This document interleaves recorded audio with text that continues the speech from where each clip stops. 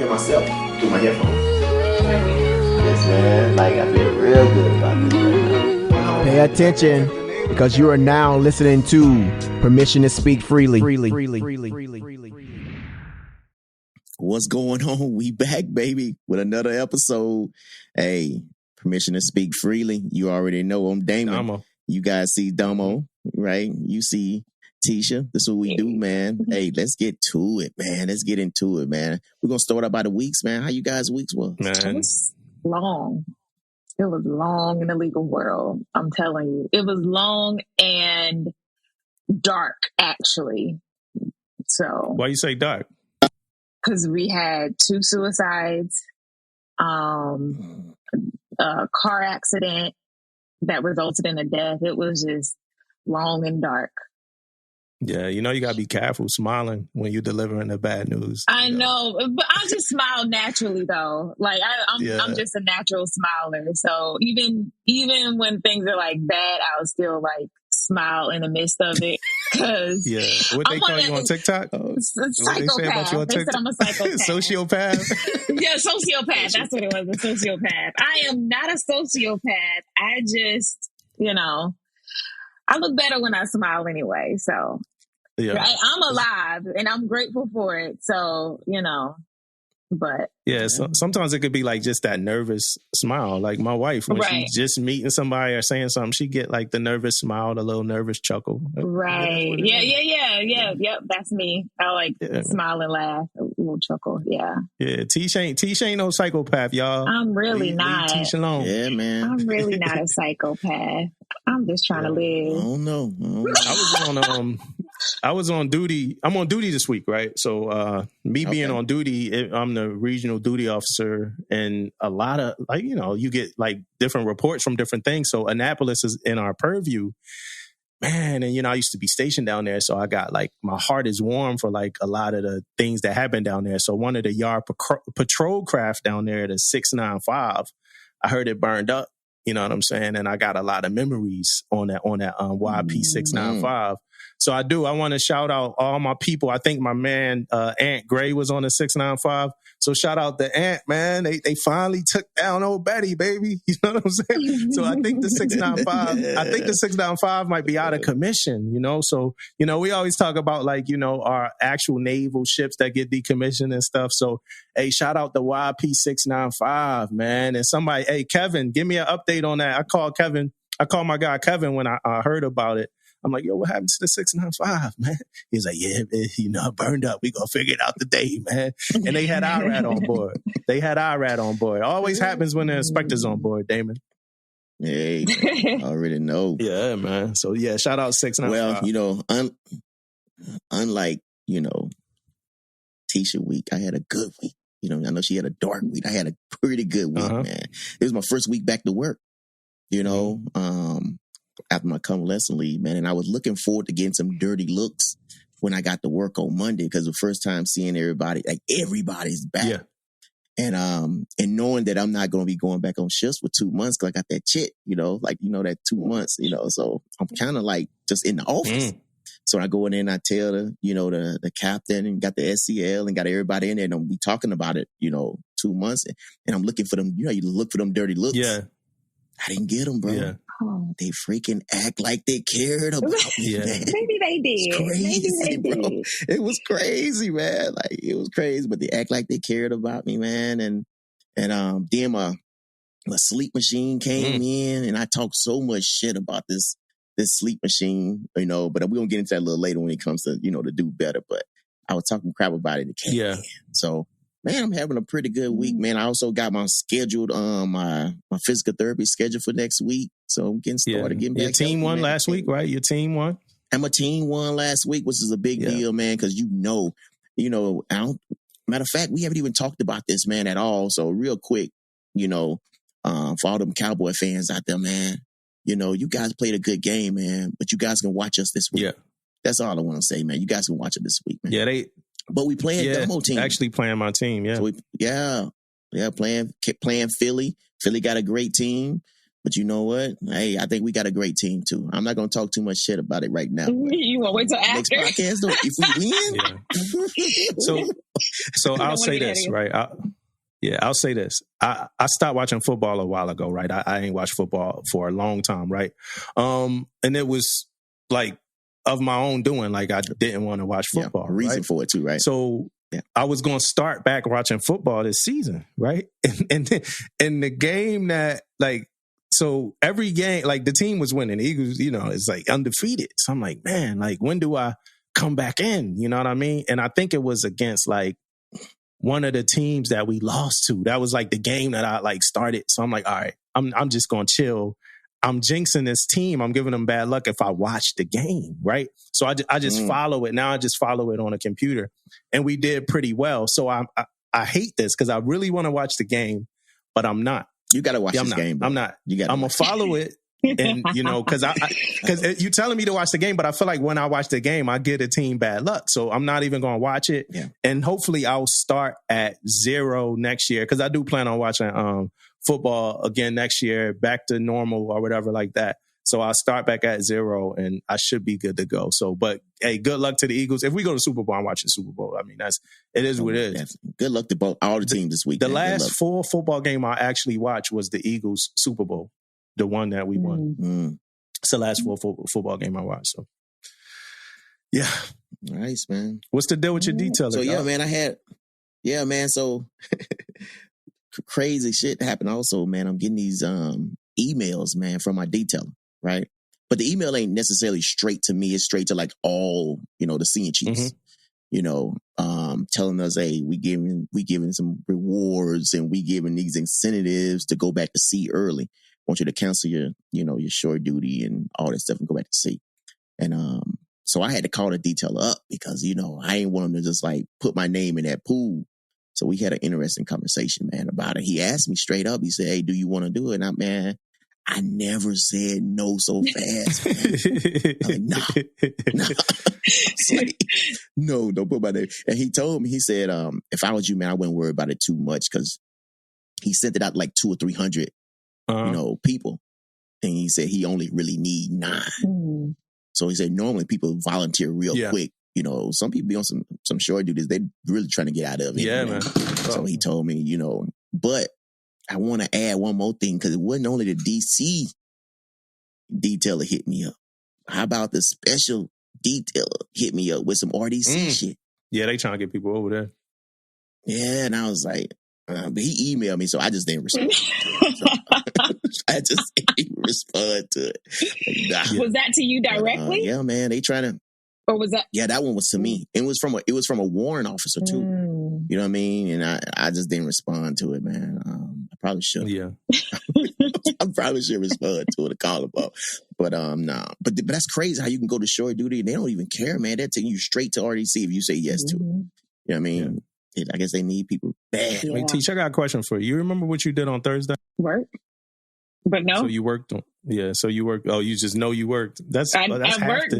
That's it. I don't remember what else. That's half the Navy. That's like half the Navy story too. Like y'all work, but I don't remember what I did. You know what I mean? Remember.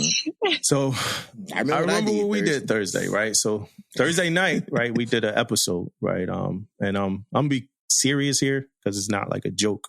But it's a message to a few people, right? It's a message to future guests. It's a message to leaders. It's a message to a lot of stuff. So we did an episode that we won't ever, put out, right? It was with a guest.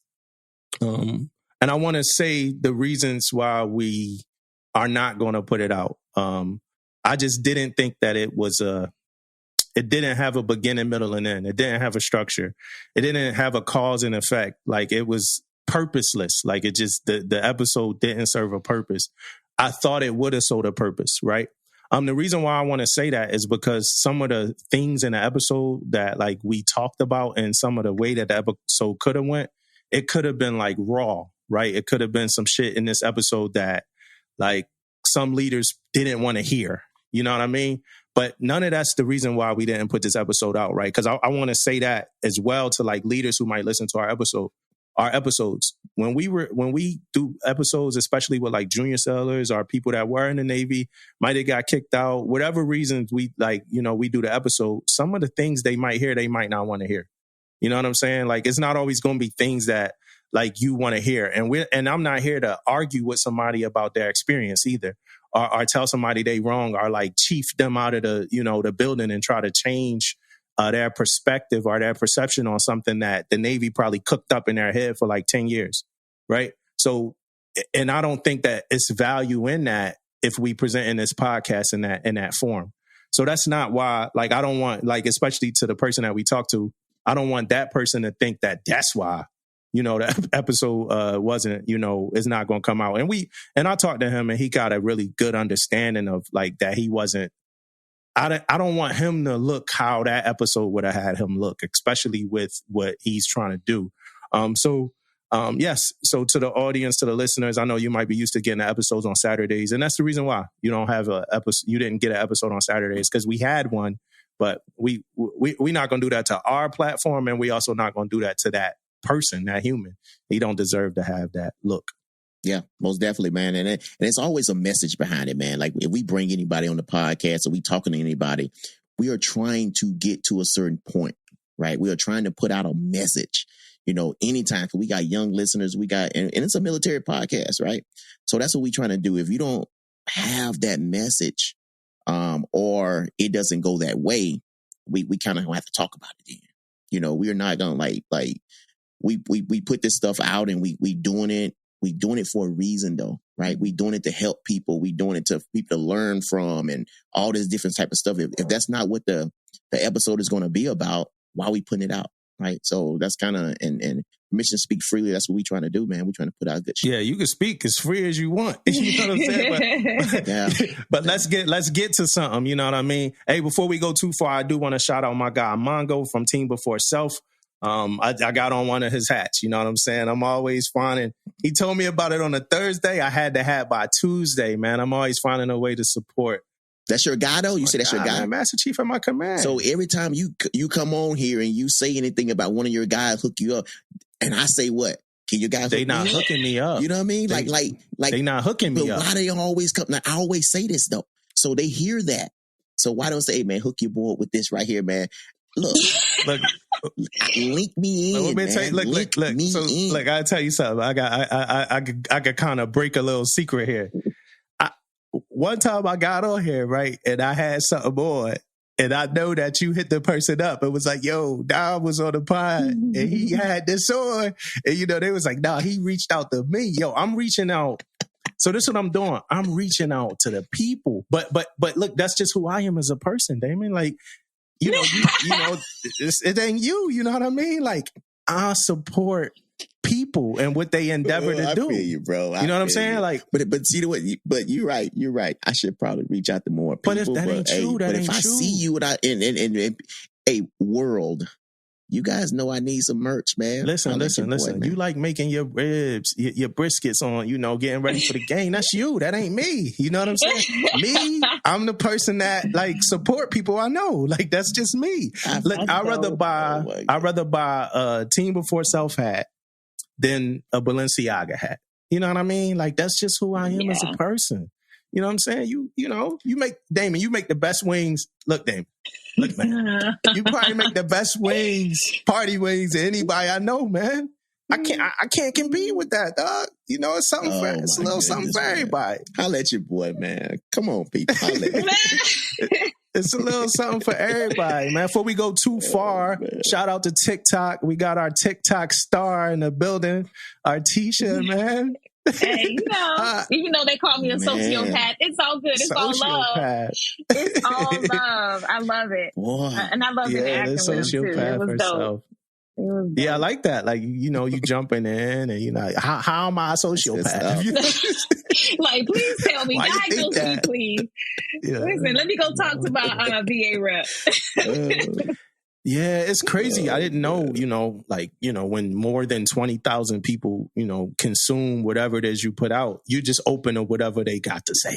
Like they can say whatever they want to say. Oh, look at her. They like, oh, no, look at her face when she says that. Like, nah, she's a social. You can tell. It breaks it down, bro. Like, crazy, man. Wait a minute now. They done broke down. Wait a minute. We TikTok famous, y'all. Yeah, shout out to TikTok. We appreciate y'all. Right. Man. We appreciate y'all. Most definitely. Hey, I do. Hey, real quick, man. I got most definitely got to talk about these egg prices, bro. Like real quick, man. So I wanted to bring this up, man, because gas prices at one point was one of the biggest things everybody would talk about. Right. Gas prices and how much the average gas price, gas price was a gallon, right? And it was like $3.27, right? Was the average gas price in America, right?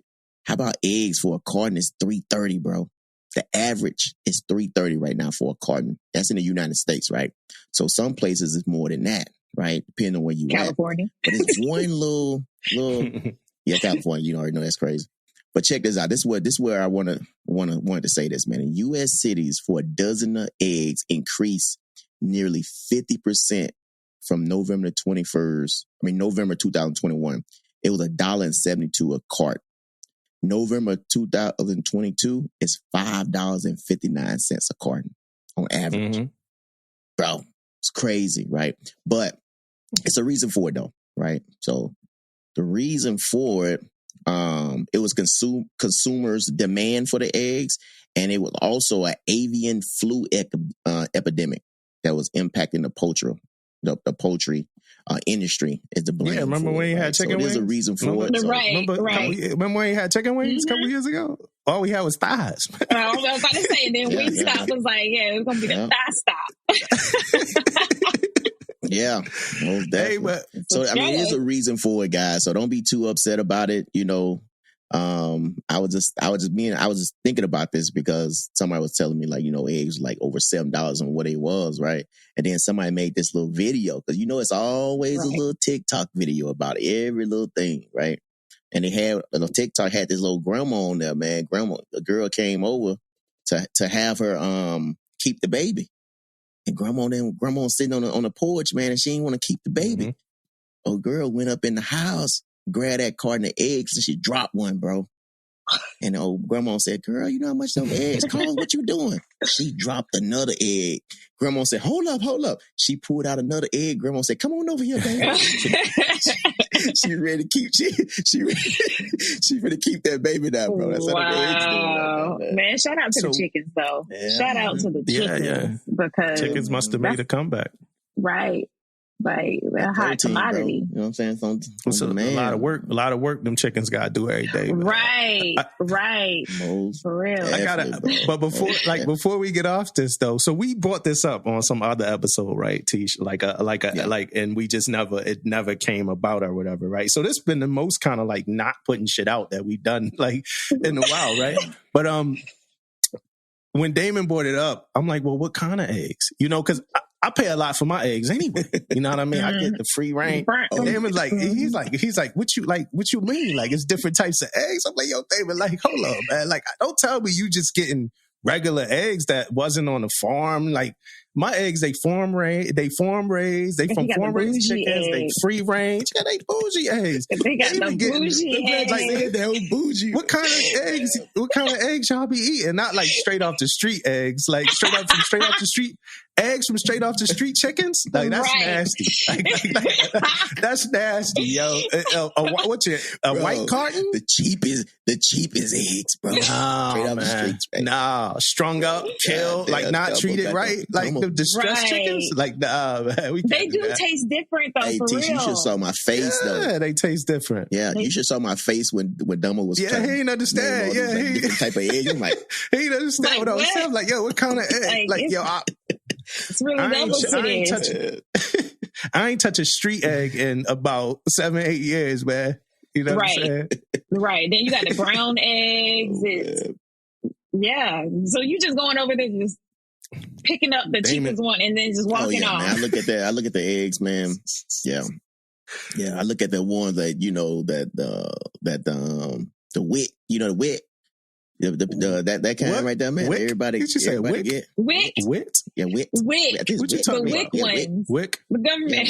You tell David had money for a long time. He said, I know this gonna be the cheapest egg. Let me find the one that says Wick.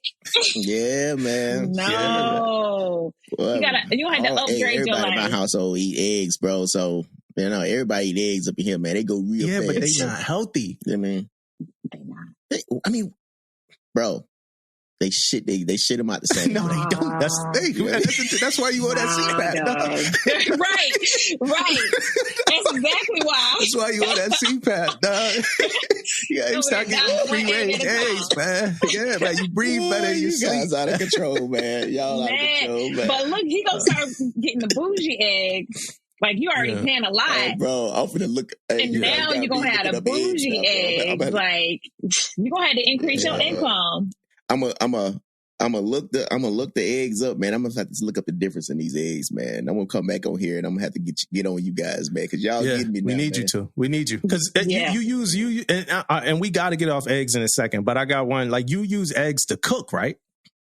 Some stuff like what? Cakes, anything, eggs. Even when I cook when I fry food or whatever, I dip it in eggs before I put it in the batter. So all your stuff is like, all your stuff is like lower grade, right? Like, all your stuff ain't like the highest possible grade. Just imagine. Just imagine. I wish that'd be that good shit, man. I just gave you props for your chicken, bro. Man. Like, now it's like, I wish I'd have known. Yeah, that's why I be so damn good. I wish I'd have known you had them hood rat chickens. Put that old goddamn. Put that goddamn old bougie ass shit in there. Don't taste the same. It tastes like it's straight off of a farm. I'm telling you, you can taste the difference. It just, I'm telling you for real. You gotta do it. You gotta do it. Get that money up. Right. And speaking of money, I have a question for y'all, right? So, somebody in Maine won the lottery, the Mega Million, $1.35 billion. So my question is, if you was to hit the lottery today, are you going to finish out your contract? Your Navy contract? Right. Hell no. I am trying to figure out how I'm finna do so much, man. $1 billion, man. I'm finna, man. But why not? I'm finna figure out how this $1 billion can grow. We talking about wealth for my kids and down there and down. I'm talking all type of. Hold on. Why not fill the contract out? Because I'm not the same guy no more. I'm bougie. You know what I mean? You know what I'm saying? I'm not the same guy no more. You think Master Chief gonna say something to me now? Oh, bro, you better get up out of here, man. I'm a billionaire, man. I'm not the same guy. I mean, you know what I mean? Like, I'm gonna respect whoever, but I'm not the same guy, man. I'm gonna be like Andrew Tate, man. You be saying all type of shit. Andrew Tate? So I was this man that threw Andrew Tate in the pod. Man, about to get us cats, Andrew Tate crazy, bro. He like doing human trafficking. But yeah, right man. Now, like, I'm most definitely gonna not. If I have to, I don't know the rules on that, but I don't think you have to. But I most definitely be getting out, man, because I think that's a life-changing event, man, for anybody. Now, what perspective you coming from, though? Are you talking Damon 24 years in the Navy perspective, or Damon any amount of years in the Navy perspective? Because I think that matters. Any amount of years in the Navy. Any amount of years. I think with that much of money, I will not be the same person. I will talk differently. You know what I mean? And like when I say talk, meaning like a young Damon, I might go do that with no questions, man. I'm questioning everything now.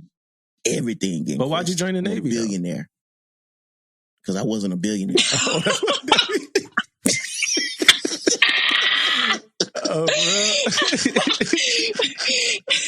Had you been one, you wouldn't be here. If I would have been in the Navy. No way I've been in the Navy, bro. Yeah, goddamn. No. It's different, bro. How about you guys, man? I'm going to have to say the same as you, dog, to be honest. I had to put the papers in, man. I can still do duty for my country outside of the Navy, man. I can figure something out. Right.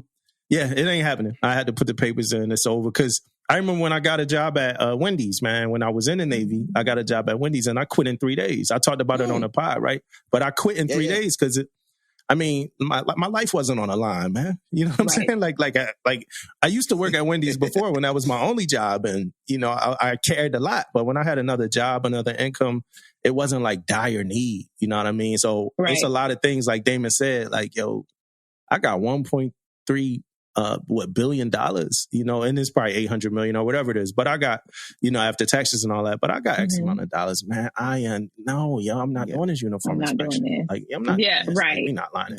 I'm not lining up with this. Like, you know what I'm saying? Yeah. We need y'all in on Saturday so y'all could do the inner bottom. Like, I'm not coming in, man. No. You know what I'm saying? Yeah, I can't do it. Yeah, I'll be out. Yeah, sorry.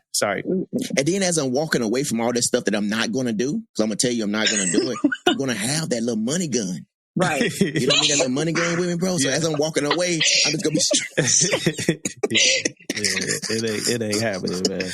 What about you, T? No, I'm not staying. And I can really tell you, like, honestly, like, when I started making money outside the Navy, like, it kind of clicked a little bit then too, and it wasn't even millions of dollars that I'm making, but it started to be like, and that's kind of what encouraged me to go ahead and put in my retirement papers. So I know if it was 1.3, it ain't no way. Like, I'm gone. Like, and it's the same. Like, you're not gonna have me doing no crazy stuff. Like, why am I here? You're like, y'all should be lucky that I'm here right now. Like, I'm gonna put in my 2-week notice. Yep. Yeah. What is it? PTO. PTO, right? Prepare the others, because I'm out. And you're gonna be at work for what, like a week? You know, it's the Navy, so everybody talking on the ship. So you be at work for about a week or something, just telling everybody your story. Yeah, man, I just played the number and I went, but ain't no work happening. No work happening. No work. Yeah, no work. And then look at how many ways you can grow money now too, man. You know what I'm saying? Like, how much you like keep money growing, and it's crazy. Ain't no way. Yeah, that motivation. Ain't no way. No, I'm gonna have a big old house party first. So, oh yeah, most definitely. In that new big old house too. In that new big old house. All right, man. Hey, so we had the chief exam just came up, man. Right. And I was thinking about it a little bit, and I was like, man, what was my encounter on my first time I took the exam? And I just remember being like, you know, the first time being kind of nervous a little bit, because you know how those military exams, man, you never really know all the answers, because it's kind of like mind-boggling how you like have to do, like me, this is my experience. It seemed like most of the questions was like, you got to 50% that thing, man. Like, you may not know the exact answer, but you probably can get it down to 50%. Right. So I remember taking the exam, and I remember and it's for all the listeners, man, that just took it. And I remember the results came back. But you know, you always got your little hookup in admin, you know, that may see, you know, the results first. So I had the Y1 come out, and he was like, hey, I don't know who made board, but I have like the percentages of who made board. So they came out, it was like, hey, it said 1 of 2 DC-1s made board. And I had another boy, and I hadn't been in that long. And he had been in like 19 years already. Right. So, you know, he at that point now that like, I'm going to make it, I'm not, you know, I'm getting out or whatever. And it was like one of his last chances of coming up for us. I'm like, it's my first time taking it, so I'm sure it's probably him. Yeah. Right. But a little backstory on this, I used to say, hey, man, all these guys don't make board. That means they don't know their job. I used to say this, like say that. And it came out that I made board, but my friend didn't make board. Right. And I had to stop saying that shit, bro. I felt bad because I used to say it all the time. Right in front of him. All this stuff, man. We just talk about this all the time. And he ain't make board, man. And I had to stop taking it, man. And stop saying like, hey, man, you don't know your job. Because he knew his job. Yeah. You know what I mean? He was pretty freaking good at it. So I had to stop being a fucking arrogant by saying this stuff, man. Yeah. But I used to say stuff like that too. But yeah, man, it was good. That was my first time. And it was my experience, because I remember it was the 1 of 2 thing, man. Like one of us didn't make it. And I made it like 20. I was like 20 points over from making it. So I really was feeling bad then, man. You know what I mean? Like how, you know, when he didn't make it, because he's a good guy, man. Shouts out to him. Good luck to everybody out there. Those exams, man, they make you walk out feeling dumb as hell. You be like, ooh, in the world, man? Like, whose test is this? And how about some of those questions be the same answer? They just reverse the shit. It'd be like the same wrong ass answer. But you ever thought like, damn, I'm about to be wrong twice on this motherfucker? Like, I'm just going to change the answer to one of them. Yeah, you like, damn. Crazy, man. Get one wrong, one right. Yeah. Like I be looking at that. Yeah, that shit is. Hey, I asked somebody that was taking it. I was like, yo, how'd you do? He was like, yo, after the first 20, I felt the height. I'm like, yo, so the first 20 hit? He was like, yeah, that first 20. And that's the worst when you look at that test and you look at number 1, you're like, all right, I'm going to just skip this. Then you see number 2, you're like, all right, yeah, I'm going to skip this. You hit 3, you're like, oh, shit. Like you get down, you ever go to the last page, like, all right, look, let me hit this last page. You like, damn. Like, all right, let me hit it random. Damn. Right. And have anybody ever gave you guys advice on taking the test? Somebody gave me some advice before, man. Did anybody ever give y'all some advice? I mean, yeah. So somebody told me before. Yeah, they told me when you take the exam, take it backwards. I heard that too. Right, start with 200, right? And it said, and I asked him, said, why you want to start? Because if you mess one of them questions up, you know what I'm saying? You messed up. You know what I mean? So I said, why would you want to do that? And he said, it'll make you focus on every question because you don't want to mess up like the lineup and all that stuff. And I was like, I know my dumb ass if I fucking take that shit. That's too much to think about. Somebody told me to take it from the back because that's like the Navy, like back when it was like what did it call? Like the Navy Corps type questions. It wasn't really related to your rate. It was the Navy question. So they were like, take that. Yeah. And it would be like a confidence booster. And then you take your rate stuff. And I was like, nah, I don't like that either. Well, hey, at least they had a better argument than me. Yeah. They had a better argument. Take it. It is not a confidence booster. Like, how many shots in the anchor shader? You like, oh, gosh. Exactly. Like, nah, I don't like that either. But like, I came in Navy as a CTA. They don't make CTAs no more. And then we merged with the yeoman. So my first time taking a yeoman exam, I was looking at that thing like, whose test is this? Because it had everybody. It had YN stuff, LN, PS, and NC. And I remember flipping to the front like, who test do I have? Because it's just asking too much about everybody's stuff. I knew then YN was not the rate for me. So I was like, Yeah. I jumped over to LN so quick. Like they do too much. Yeah. They do everybody's job. Yeah. It's a crazy thing because I used to wish that I had, like, when I used to take those exams, I used to wish, like, damn, I wish I had a rate, like, that wasn't technical, like a NC or YN or some shit like that. But the thing that I just realized this year, I was talking to, like, an NC1, and I'm like, hey, man, the thing about my rate is, for the most part, it don't change. Like, electricity don't change. So if you study, you could study, like, a civilian book, really, about most of the concepts and be right, you know? Right. You could go on YouTube, you go anywhere. For a lot of y'all rates, things change. Like laws change. Law change. Shit get updated. Yeah, so you got to keep up, man. So I, like, now that, like, I finally realized that I appreciate, you know, being an EM and knowing most of my shit ain't changed, yo. Yeah. Right. Yeah. They changed our entire MCM in 2019. Added articles, switched up, like, the numbers and stuff like that. And so where a lot of times as old school LNs, we can fly off article numbers like this. Now they don't change it up. I'll be like, is it still that? Like, let me go and look up in this manual and see if it's the same. So yeah, man, it switch up on you. And to go a little bit deeper with that, man, and those type of rates, man, especially admin rates and stuff like that, man, you have to help sailors. You know what I mean? You have to, like me as a damage controlman, man, I put my times up there, right? From this time, I'm doing DC training.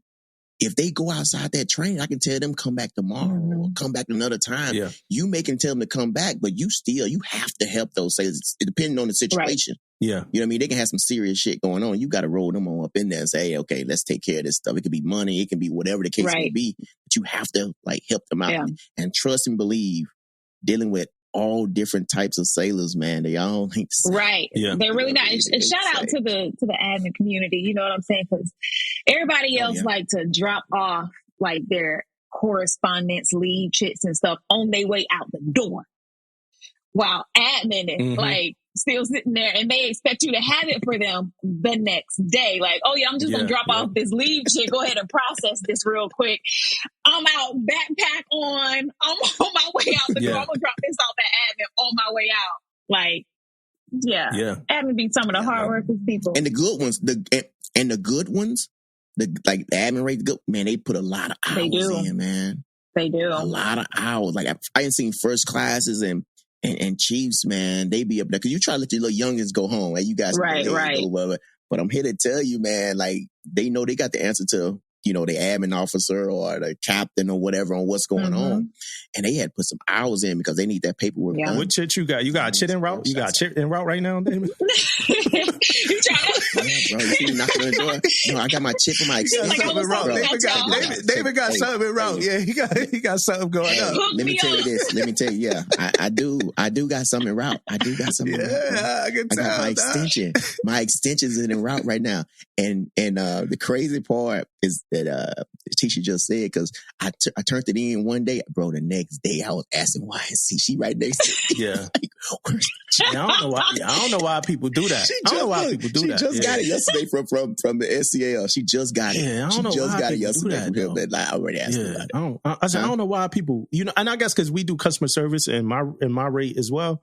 It ain't gonna be a one day turnaround for a lot of stuff. People do that whenever they route anything. Like, yo, I just route it. Like, you route, I got you, dog. Like, you know what I'm saying? Like, all right.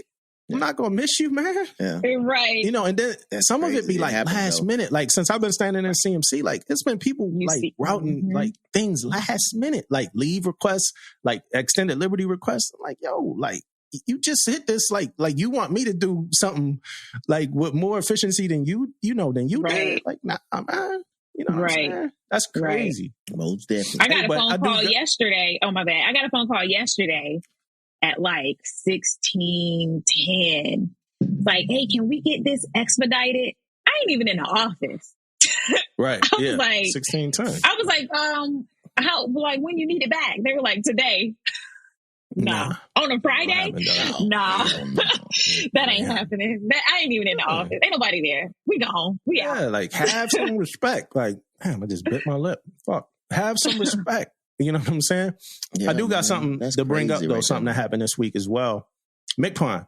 Okay. McPine did a Reddit AMA, right? So if for those of you that don't know what an AMA is, it's like Ask Me Anything in a Reddit forum, right? Where he goes in and I guess his tech team or whatever, they got him on Reddit. He answering questions and stuff like that. So Navy got a Reddit, right? I ain't gonna go too deep in explaining like what it is, but Navy got a Reddit. A bunch of young sailors or, vets, they get on and they make comments and it's pretty much unfiltered. Like it's just like the deepest, darkest crevice of whatever people think because they, they're behind like anonymity. Like you don't have to have your picture, your face, your name, none of that. So people say whatever they want to say. So McPine was, I think, cool as hell for saying like, all right, let me go in this Reddit group and do an AMA, right? So I do think he was cool as hell. And I guess I'm going to just run off some of my thoughts on this before y'all kind of go. So I think it was cool and aware that he did it. I think that was dope. But based off what I saw, I feel like it's hard to control though. Like it's real hard to actually like execute this thing, right? So real cool you did it. Hard to execute. If it's me, I'm thinking about maybe limiting people to like one question, right? And that's harsh. Like, because if you do that, you kind of like controlling everything people want to get off. And it's a whole bunch of thoughts people have.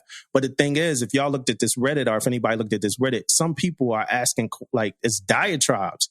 Like one person on there got a 10-point kind of question thing for the McPine. It's like, yo, it could take him a whole hour to answer this question. Every question is in depth. Every question is like valid. Like I can't do this, right? So I would limit people to one question, but I do understand where you kind of like muting people if you do that. I wouldn't want it to be repetitive questions. So you got to pay attention. Like you got like if I'm doing an AMA, you got to pay attention. It can't be repetitive questions. As I said, maybe like have people add their questions early instead of doing like that. Hey, I'm here for AMA. Ask your questions while I'm here. No, throw your questions in here, and then later on we gonna come in a group and we gonna kind of react to that, right? Because most of the MCPON's answers in this thing were like short. Like it was one of them where it was like a 3-part question and he did answer it in 3 parts, but most of it's like 2 lines, like, cause it's like, yo, I'm trying my best to service everybody who has a question. Right. If you're doing so with all of that said, I probably wouldn't I think the AMA was cool, but with all of that said, I don't think it's the most productive way to have this conversation unless you are coming back and, so I would say like maybe do it in a live format where, people asking you questions like either an Instagram live or a live podcast, YouTube live, somewhere like that where people asking you questions and you get to answer them on the spot. Or you could have Reddit pulled up, and you could be answering the questions of what people got to say. The downside to doing it live, like if you do it live and you got people typing questions in, is like not all the questions going to be answered, right? That's just what it's going to be. Right. But I mean, that's the same thing with the Reddit. Like not all those questions were answered. Like it wasn't a lot of questions answered. Yeah. You just can't. Yeah, there's no way, right? So that kind of evens that out. The upside though is you're not typing, so you open to being able to answer more questions, and they get to kind of see that it's you, your voice, and and I understand the danger in that too for the MCPON, like but that's why you would have to. That's why I would say probably I come on something like a podcast or a YouTube and I like read out a lot of those questions so people on Reddit could be like, oh yeah, he did answer this, where it might be some that I can't answer on spot, and we get back to you. Yeah, that's all I got on that, honestly. Yeah, I had a couple of same things, man. What I had wrote down was control, man. Like you can't control it. So I did write just control down. But like you said, man, like I think you should give them a certain time limit. Let them know that you coming on during this time. Then they go in and put their questions in. Then you try to answer those questions that's already there. Yeah. And which I do think it's a good idea to answer questions live. But man, it'll be too much. Right. I think it'll be too much. And then you already can see if you go on Reddit, you already can tell that he's just like me. He ain't as savvy with the computers. Yeah. And I see him on there trying to type stuff and do all this stuff. He's not as savvy with this stuff. But I know you got a lot of A's, MCPON. I know you got someone that can help you out around there. But he was on there trying to, answer questions, type stuff, and do all this stuff. But yeah, man, be in control, man. I think that can get crazy because live is a motherfucker, man. Yeah. Being live with something, people looking at your face expressions, people looking at everything that you do and how you talking and how you saying it, how you speak and all that stuff. So yeah, but I do give him a lot of love for doing it though, man. That's dope. You know what I mean? That's aware, so it's current. Yeah. I'm not the most Reddit savvy person. I don't know how to use that shit. Yeah. Yeah, I thought it was like real dope that he did that too, because even though he didn't get to answer all the questions, at least he got the questions out there. So he got like what the mind of the people, like what they're thinking about the questions that they had. And he can always go back and look later. I'm sure he got like a transcript or something. So he can go back later and kind of look into some of the stuff that people were saying and see like, is it valid or is it something that we need to work on, something that we need to look further into. So I think it was dope. It was cool.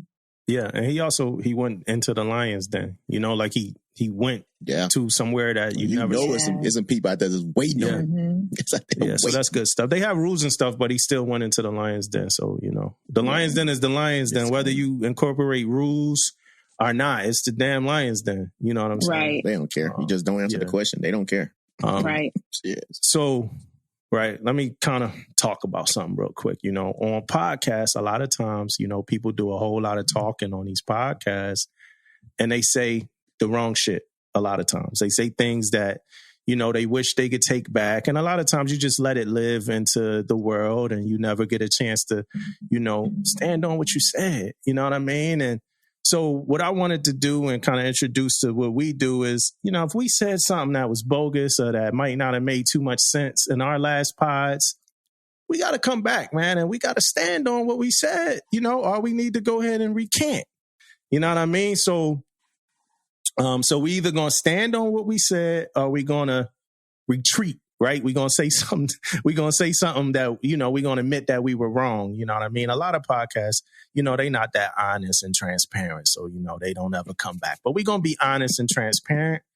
And I'm gonna be honest. We did a podcast last week, and Damon was saying some stuff, and the stuff he was saying to me was bogus. You know what I mean? I ain't really understand. I ain't really understand what he was saying. What's up, Damon? So it wasn't the fact that it was bogus. It was a fact. Hold up. It was bogus. It was bogus. So look, this is what we gonna do, y'all. This is what we gonna do, right? Yeah. We gonna play it back, man. We gonna do a little bit of rewind, and we gonna see if Damon can stand on it. You know what I mean? Oh my God. Right? And I mean really stand on it. Nah, I gotta stand on this shit. And I'm gonna stand on that. And I stand on that. You gotta stand on that. You can't be crying like that. And I mean really stand on it. Gotta stand on it, man. So let's see what Damon talking about. So the best and the greatest, right? So these are two. All right, so I'm gonna pause it, right? We're gonna pause and talk through it, right? It starts with me to paint the picture. Teach, you wasn't here for this either, so you can see this. It starts with me to kind of paint the picture what we talking about. So we talking about the best and the greatest, right? Titles that I toss around, and I separate the two titles, right? I look at the best as like the most skilled person in whatever it is that they do. So for me, for basketball, right, to talk basketball, I think LeBron James is the best basketball player that I've ever seen, right? The best basketball player that I've ever seen. But I think Michael Jordan is the greatest basketball player that I've ever seen. So I look at greatest as like a person that can like overcome, like, it's not all skills. It's like heart, soul, your desire, like what you can overcome. And just if you have that will to win and always kind of, be there on time, on spot. So that's my distinction between best and greatest. But I wonder what you guys think. Do y'all see a difference or what? Well, man, I tell you, it's close for me, though. Like when you think about best and greatest, it's one of those things, one or two or three things to extinguish yourself to be the greatest of all times. Pause it. I'm going to pause it already. Already, I don't know what the hell David talking about. It's close for me, though. You know what I'm saying? Already. Yeah, I mean, I feel like it was a close best and greatest. I'm like, where? Where he going? Now, where he going? As this video playing, though, look at Steve, right? So we had Steven Drum on our podcast last week. So as the video play, if y'all listen, y'all gotta watch this on YouTube so y'all can see everything. Look at Steve's face and look at my mouth as Damon is putting this bullshit out. Watch. If we put this in the Navy terms, right? We talking about the best. We always talk about best qualified or something to that nature, right? So what could make you the greatest qualified? I don't think it's nothing out there. I don't think we look at it like that as the greatest qualified. We're looking at the best qualified, right? So I'm gonna pause this real quick one more time. Man, get up out of here. One of the things about our pod, man. Look at David's face. Look how he's staring off, like looking for inspiration. So one of the things we do is we bring a lot of stuff back to military. It's a military pod, so we try to take things and bring it back to military. I don't think this best versus greatest conversation ties into like military stuff. Oh, for Damon, why not make the attempt? You know what I'm saying? Let's go. If I was talking about greatest, man, I'm thinking about for my rating, right? Being a DC man, right? If we talking about you trying to be the greatest DC man, I have to look at it as being the greatest repair division. I could be the best DC man, but I could be the greatest when it comes to repair division. Can right? you even put this in Navy terms, man? I got you, bro. I got this, right? So when I'm talking about greatest, I'm talking about repair division. I'm talking about HTs, DC, and I'm talking about MRs. Now, you told me you want to be the greatest. Can you freaking use that meal? Can you use that lathe? Can you freaking wail? You know what I mean? Can you be a firefighter? Now, I'm putting this in a repair division. Then you say, man, this dude, he's great because he can put all three of these jobs together in one because all those jobs in repair. Look at Steven. What the hell is when it comes to like best, you always want to like best. This guy here is good, man. He's qualified. He's all the way up. He's good to go. He's the best at what he's doing right now. When you talking about greatest, man, you talking about Michael Jordan, right? You know what I mean? But I put LeBron up there too when you're talking about the greatest too. You know, it's just different times and different terms and people playing at different. I'm talking about of all times. Now, T, right? Now, did you notice that, like, as we were talking, right, I started out with a sports analogy, right? Right. Damon Remix switched this whole shit up to some Navy stuff. And then he concluded his point, though, with the sports. That's I was like, wait, how did he get back here? Yeah. So, David, I wanted to do that, man. Hold on. Go ahead. Right? And I mean really stand on it. Nah, I gotta stand on this shit. And I'm gonna stand on that. And I stand on that. You gotta stand on that. You can't be crying like that. And I mean really stand on it. Just stand on it. Stand on it, David. Do you stand on it or not, man? Well, check this out, man. I'm gonna come off it a little bit, man, but I'm still first off, let me rewind this, man. First off, let me apologize to the listeners, right? Because, oh my God, that was kind of crazy, but hard for me to hear. I want to say that first, man, but then I still want to try to revert it to a military term, though, a little bit. But I will say this, man, I did lose my train of thought when I was doing that, man. I ain't gonna lie to you. What happened? I had my stuff in front of me, what I was trying to do and what I was trying to say, and then a dog walked to my son's kid, and I kind of like lost my whole train of thought. But with that being said, though, right, when Damo was bringing up the best and the greatest, my thought process was like, okay, if I was gonna put this in Navy terms, I would be thinking about like the best being you a young sailor, right? But you got all your qualifications, you got your 3M stuff, you got your SCED stuff, you taking care of your younger sailors and all that stuff, right? You are the best at that stuff, right? And then I turn when you get some more experience, because right, experience is where we going with this. When you come to the greatest, right? You can be the best at something, but you're not gonna be the greatest till it takes time. It takes time to be the greatest. Go back to Michael Jordan. You said something about Michael Jordan. Michael Jordan, it took him time to be the greatest, right? He was the best for a long time, but it took him time to be the greatest. And that experience, from a Navy term, that experience coming from going up the ranks, right? Getting some leadership skills, going to school, learning more. So now you can train sailors and you can do all this stuff. Then to try to be the greatest at your job or whatever you're trying to do. So I'm kind of going to get off it a little bit, man. But I like this segment because I do talk a lot. I like the segment because, hey, Dumbo keep me honest, man. I want you guys to know, Dumbo could not wait. He made this whole segment up because of that.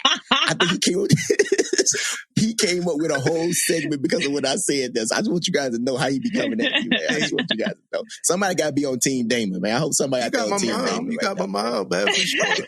Hey, so, Tish, you're a legal man. Does the shit Damon just said, does that hold up in court? Did it clarify anything? I mean, the first one was bad.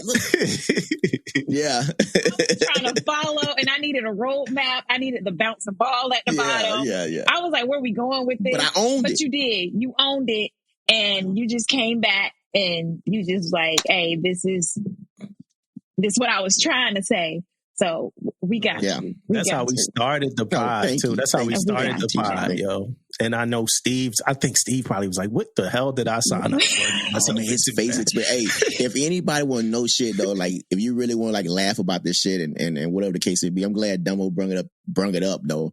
But you should see every expression he was making during that time. Dumbo didn't point them all out, but man, his face expression was so funny when I was talking, man. It was crazy, man.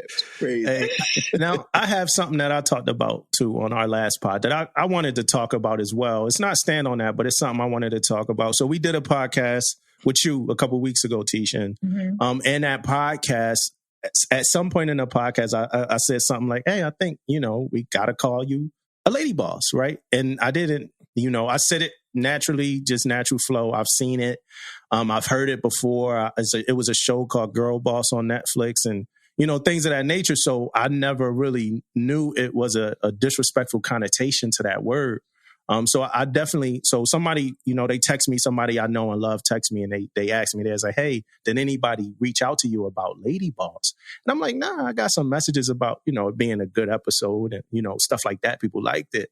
And then right as I read the text, I'm like, oh, is it something was wrong with that word, huh? And, it's like, I'm like, it's just boss, right? It's just boss, right? I don't have to like distinguish the fact that, she's a woman or say lady. It's just boss, right? So another thing I did was I reached out to a few women, so me and her finished the conversation and she said, yes, it's extremely sexist. And she said, like, I know that, that wasn't your attempt. I know it's a mistake, stuff like that. And I talked to a few other women as well.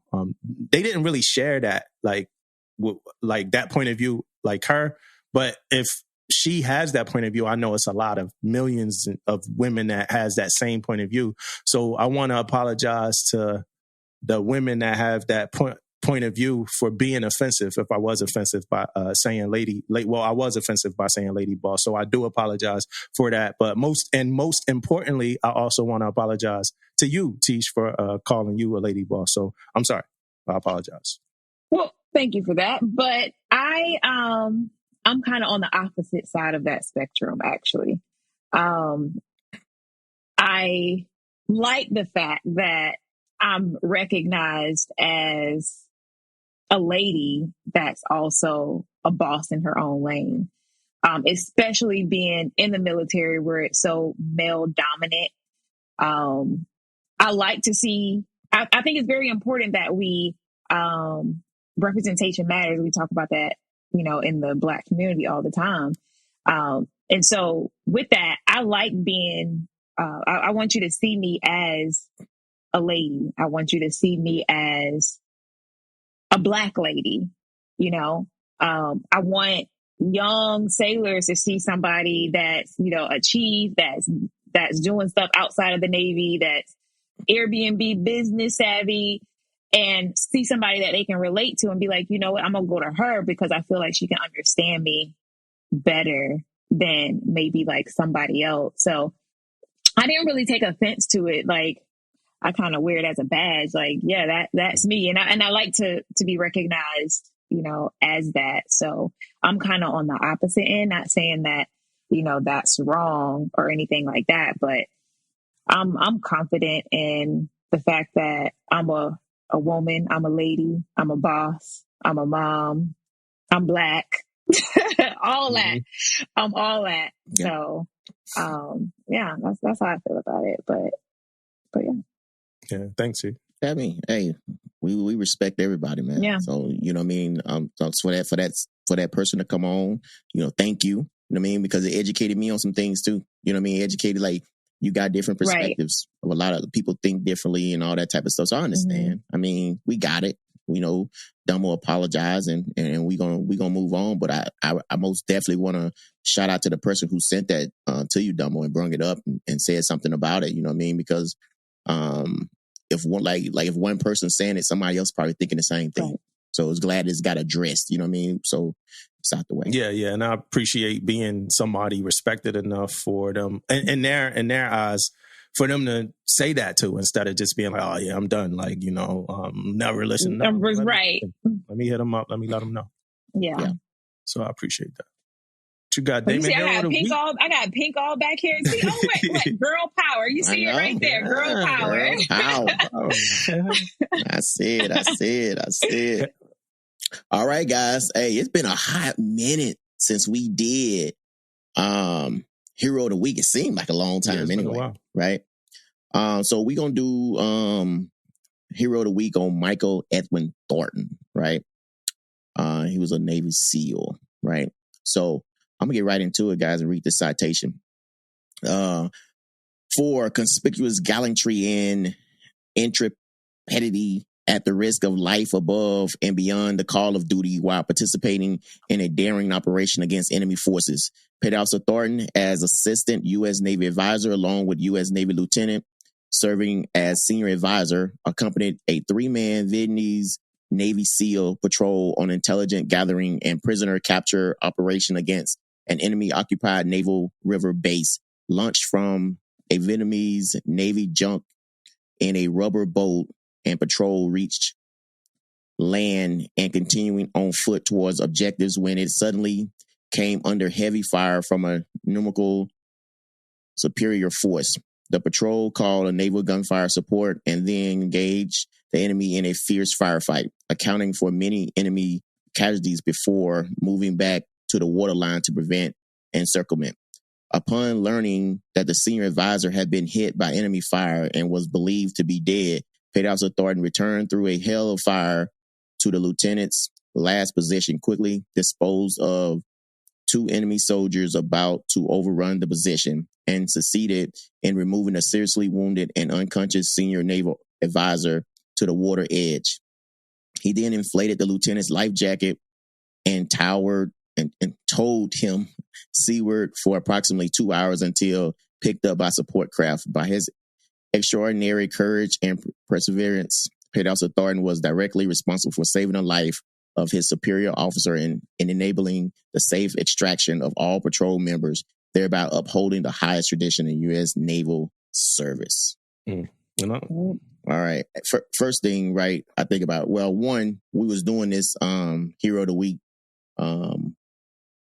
because when we had the Navy SEAL, the guests we had, but I wanted to make sure we still got that out there.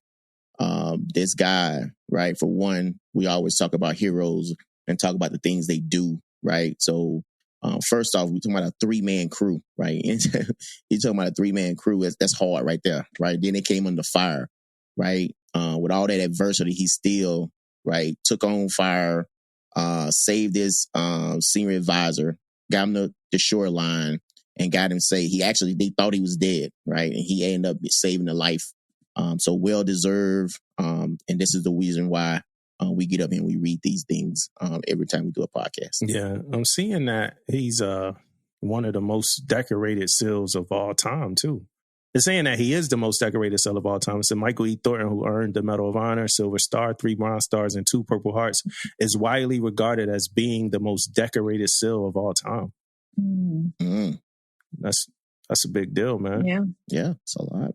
All right, so transparency, right? It's a technical difficulty day, right? We have these, right? That's what we do sometime, right? We had the technical difficulties and we kind of live through them. So today is one of those days, but let's get into do better. My do better, I'm scrolling through like the internet, Instagram or something, and I see somewhere that says like eNAVFIT is not working with Microsoft Edge or Explorer. And it threw me for a loop because I'm like, ain't these the programs that eNAVFIT's supposed to work, with? And let's figure it out. Like, are we still like going to do the drop dead date for NAVFIT 98, or do we need to kind of fall back? Let's like take another vested interest in how eNAVFIT is actually going to work, because eNAVFIT is starting to look like another one of those programs that we introduce and roll out, don't really beta test right, don't really test right, and it don't really work right? It seems pretty cool. We've used it. Using it has been pretty cool, but I mean, we ain't been using it since the first time we used it. So I mean, so my do better is eNAVFIT or whatever team that's rolling all that stuff out.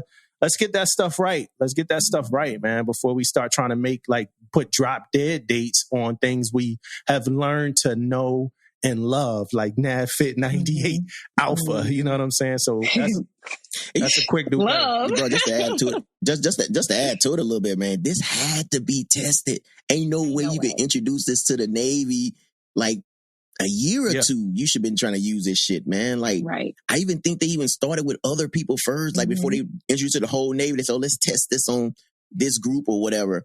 I think they did all that stuff, man. I cannot believe we having so many glitches in this program. Man. Every time we and I'm sure teacher can tell you, every time we had this program, it's something. Like they were telling us, I think on the last one, they were like, okay, you just put your stuff in there and then we're going to send it straight over to like admin or something. You know what I mean? You know how it's supposed to go through the chains, everybody chop it. Yeah. Do we still chop this shit on like paper? You know what I mean? And then it's crazy on how to, I'm with you, man. Yeah, a small group study is always a small group study. I mean, no matter how big that small group is, until you roll that shit out and everybody kind of get around on it. That's the only way we really know how this shit is going to work. You know what I'm saying? Yeah. So I have one too. So my do better is the good old NMCI. NMCI has been a pain. Like, it's slow, and then like it's almost frustrating because we have our ITs, but they're limited on what they can do because NMCI has this contract and they lock the Navy into a contract. This is what I heard from my IT. They lock us into a contract. And so it's like, if something has to be fixed, you have to call NMCI because that's how they get paid. That's how they get paid. So our IT, they're like, well, I can't fix it. You have to go to NMCI. But that's the point of having ITs.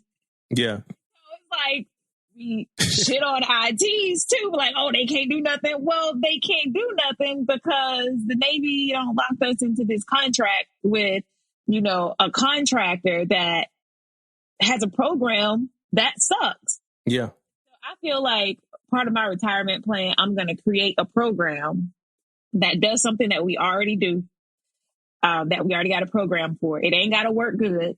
It just got to sound good. I'm going to put them into a 50-year contract, and it's going to cost the government millions of dollars. And that's how I'm going to get my 1.3 million right there. That's my lottery plan. That's my lottery plan. It ain't even got to be a good program because it's like they just... It's the same story. Every program that's outside of the Navy is the same program. Like, why don't we just utilize our technical experts that we have and that we train? I feel like we can probably do a much better job at it. Yeah, I'm lost. I don't know where to go for anything anymore. I don't go to medical. I don't go places no more. Like NMCI, it's like my boy, man. He went to go get a COVID test, and he came out the elevator from going to go get the COVID test. He had a flow chart in his hand. He was pissed off. He was like, "Man, they gave me a flow chart. He did not get tested for COVID. He went to medical on base.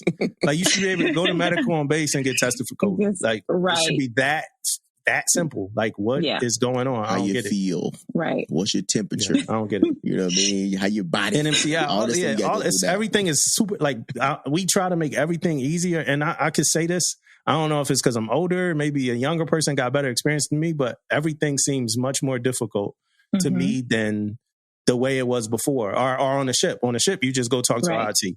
On the ship, you just go talk to Doc. Like, being on shore is rough, yo. It is. It's crazy. It is. You would think it'd be easier. Yeah. So my do better, man. It was my sleep machine, right? And I'm saying this because I went to the place and they didn't tell me when I was going to get it. So I called them up and I'm talking to the lady and said, "Yeah, we just sent this in to some place January the 13th." And said, "I'm finna send you an email right now so you can be able to track it. And you can be able to, call whoever you need to call for your machine." So, okay. I said, "All right, thank you." Well, I went through that. And then I get this email. And I'm reading the email. And it says, they're going to contact you within 8 to 12 weeks. Now, I just went in there, man, and did these sleep studies. And these people telling me I'm not breathing through them sleep. And I'm all scared, think I'm about to fucking die and shit. And now you're going to tell me 8 to 12 weeks before I get this machine? That's crazy right there, man. But everybody I talk to, they especially the Navy, they say it's on back order. Everything on fucking back order, man. Our pens, we try to order through the system on back order. Like, everything fucking back order, man. God damn, right? So, but with all that being said, about this sleep machine, I got my machine yesterday. Right? So I'm talking so much shit about him and all this stuff. I'm talking about this all at work. Yeah. You know what I mean? How jacked up this shit is. And the lady called me yesterday, said, "When can I come over?" And I said, "Shit, right now." And she was there by, 1300 and machine showed me how to hook it up and everything. Yeah. But so my do better is more for everybody else that ain't lucky as me, to get their machine there early. Yeah. You know Who they need to do better? The machine company needs No, I'm saying for everybody else that's not as lucky as me to get mine that quick. They need to do better. That's everybody else do better. Like they still need to do better. Yeah. They still told me 8 to 12 weeks. Right. I was So for y'all people that's waiting, Damon's saying that y'all need to do better. No, that's not what I gotta get you back. I gotta get you back, man. I gotta get you back. Dedicated to them. That's what I'm talking about. COVID move, man. You trying to pull a slick one on me with the COVID joke. Yeah, people, real people with real family members. Oh, yeah, I got you. No, I listened back to the episode and it came out of left field when he said that. Like, I ain't even say nothing related to that. I was cold. Let me address this. Hey, teacher.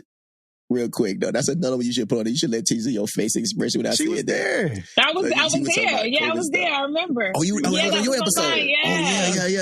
Yeah. Hey, I'm talking about restaurants. They were like, people had family members. People died. Family members, right? People died.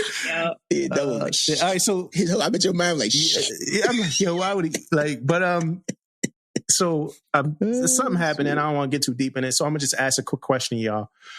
What do you do? And y'all don't. We could kind of really dig deep in this because I know we got some other topics that we got to dig deep into. So we got some real quick randoms. So this is a quick random. It's definitely deserves a deeper dive. But the question is this: what do you do when you're the only person a sailor trusts? Right. So let's say you at a command, young sailor, not even a part of your division or nothing. But you the only, like, they got real major life things happening in their life. Maybe like spouse, ER, whatever. But you the only person that they always come to with stuff. Mm-hmm. Like, what do you, it's two thoughts here, I think. Like, where somebody might think, hey, damn, like, if they don't come to me, they ain't going to have anybody to come to.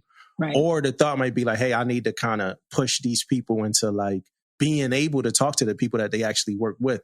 So do you own that you're the only person that they trust, or do you try to like kind of get them back into being able to communicate with their division and stuff like that? What's your thoughts on that?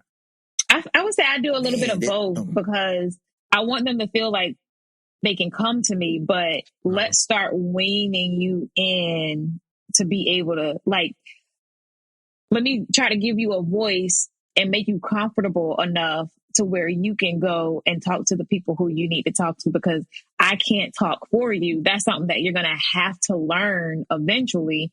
And you're going to have to be able to speak up for yourself, or to, address something like if you need to do something. And a lot of times it's like, oh, well, I don't trust this person or whatever. And so you just kind of got to mold them into, okay, you're going to have to do this though. Like, this is something that you're going to have to put on your big boy underwear, put on your big girl underwear, and you just don't have to talk to other people. But I'll at least be there to coach them, one, and then to be a sounding board. And maybe like to some people, they just don't know how to talk to folks. Like teach them, hey, this is what you should say, or consider this. Like maybe they're not the bad person. Maybe they're not like you're thinking the worst of them, or you think that they're out to get you. Maybe they're not actually out to get you and they're just trying to understand, but you're so defensive and you have a wall up that the communication, like you don't want to communicate with that person. Yeah. So I think that's how I would handle that situation. Yeah. Hey, this is big for me, right? When I say this is big, because I'm all about empowering people, right? When I empower my LPOs and my work center soup and things like that. So my first take on it, I need to find out why. Everybody want to know why. I need to find out why you don't trust these people. And maybe it's something there, right? Maybe we can find it's a reason why, they don't want to talk to them. And then we'll deal with that accordingly. Because if you don't trust the guys, the guy that's in charge, they may shouldn't be in charge. So I need to find out why you don't trust them. You can't just say, oh, I don't trust nobody but you. It got to be a reason behind it. So first I want to find that reason behind it, because I want my young sailors to be leaders. That's how they're going to grow, right? When they become a chief or whatever they want to do in their Navy career, you got to trust them, right? So that's the first thing I'm going to try to do, right? I'm going to try to find that out. And also, man, everybody has a job to do regardless of you like them, you know them very well. It doesn't matter. And I'm saying this because I saw on a page one day, a young lady was, she got pregnant, said she don't want to tell her chief. Yeah. Right? Because she don't trust the chief. That chief got a job to do though. Right? So maybe he did something to you or whatever the case may be, but they still have a job. They get paid to do a job. Right? So I kind of look at it that way, and I don't know what she may have thought, but trust me, in that site, a lot of people was helping her, and she got all the help she needed. But I was just trying to get at though, like people have a job to do, and they need to do their job, right? You need to care about people. You got to make people trust you, because these sailors are coming in the Navy. You're at 18 years old. They are growing up as men and women in the Navy. You, in a way, sometimes I be feel like I'm the dad, you know what I mean, of some of these sailors. But that's how I'm taking care of them, and I'm trying to get them where they need to go. But if you don't got trust, a sailor is not going to get nothing done for you, man. How they gonna go out there and run through a brick wall and making sure they doing their stuff correctly, they doing this correctly? They don't even trust you. So you gotta get that trust. And I'm kind of like, you talking about me, they coming to me all the time. So what about the LPO? So you don't want to go to the LPO because LPO is putting out a lot of things that I'm telling them to put out, right? The Work Center Soup is putting out things the LPO probably telling them to put out. So if you ain't trusting those two, right, you probably not even doing the things that you need to be doing every day to be successful. Yeah. Because you want to come run to me. I just don't operate like that though, man. I'm always going to ask, why you coming to me? Yeah. And I'm going to get to the bottom of it. You got to get to the why on all that stuff, man. So it's my big take away from it, man, is getting to the why and the reasons on why you don't trust Yeah. people. And then I want to say one thing, because Tish made me think of it. It's a question for like the listeners, right? So a question for the listeners. If your seller came up to you to talk to you and they had another chief or officer as a mediator, how would you feel? You know, like, what would your thoughts be? Like, if they came up to you out of left field, like you didn't expect it, you know, something, and they had another chief with them, the chief that they trusted, the chief that they could talk to, like, how you going to receive that? You know, that's for the listeners. You know, we could come back and talk about it next week, but that's that. We most definitely need to come back and talk about that. That's for the listeners. That's deep. So, hey, this just, if you guys can add on and talk more about it if you want to, but it's more about me right now, man. Back when I was a junior, more of me about when I was a junior sailor, right? So I'm talking for all the junior sailors right now. You guys finna love me for this. Right? So I'm talking about smokers and dippers on how much that I really don't like. I don't say I don't like them. I just don't like the fact that they smoke and dip, right? Right. Because I think smokers use it to their advantage when they're trying to get out of work or get out of something. Then you catch them on a smoke deck, you ask them why they get done, I had to take a smoke, right? And for the dippers, you know how many freaking nasty bottles I done seen in the freaking P-Ways. You know how many trash that then I had to put my hands in and all that dip juice get on my hands and all that stuff. So freaking over that stuff, right? So that's my problem. So guess what, guys? I have a solution for the smokers and for the dippers, right? How about let's get some smoking hours? Let's get the dippers, let's give them some hours, right? And guess what the hours are, bro? How about breakfast? How about doing lunch? How about doing dinner? And how about after working hours? That's your hours that you go out there and you freaking smoke, right? And then we ain't got to worry about you taking no freaking breaks nowhere to smoke during the day and do all this stuff, right? That is my solution to these smokers and dippers. And guess what, guys? You can put it all in the comments. I'm standing by. I'm ready for you guys, man. All those, I'm standing on it. Right. Smokers and dippers. Really stand on it. Nah, I gotta stand on this shit. And I'm gonna stand on that. And I stand on that. You gotta stand on that. You can't be quiet on it. And I mean really stand on it. David just made PTSF history, man. We introduced the segment. And we introduced a segment, and then he had a live display, in episode like segment. That was an ISO. That was an ISO. You got it, man. That's a solo. Solo idea. The first thing you said was the seller's gonna love you, and I don't know if you can stand on it. You don't think they'll love it? I don't know if you can stand on it. I don't know. Probably not, but I'm okay with that. No, you got anything on that? T? You agree with him, Tish?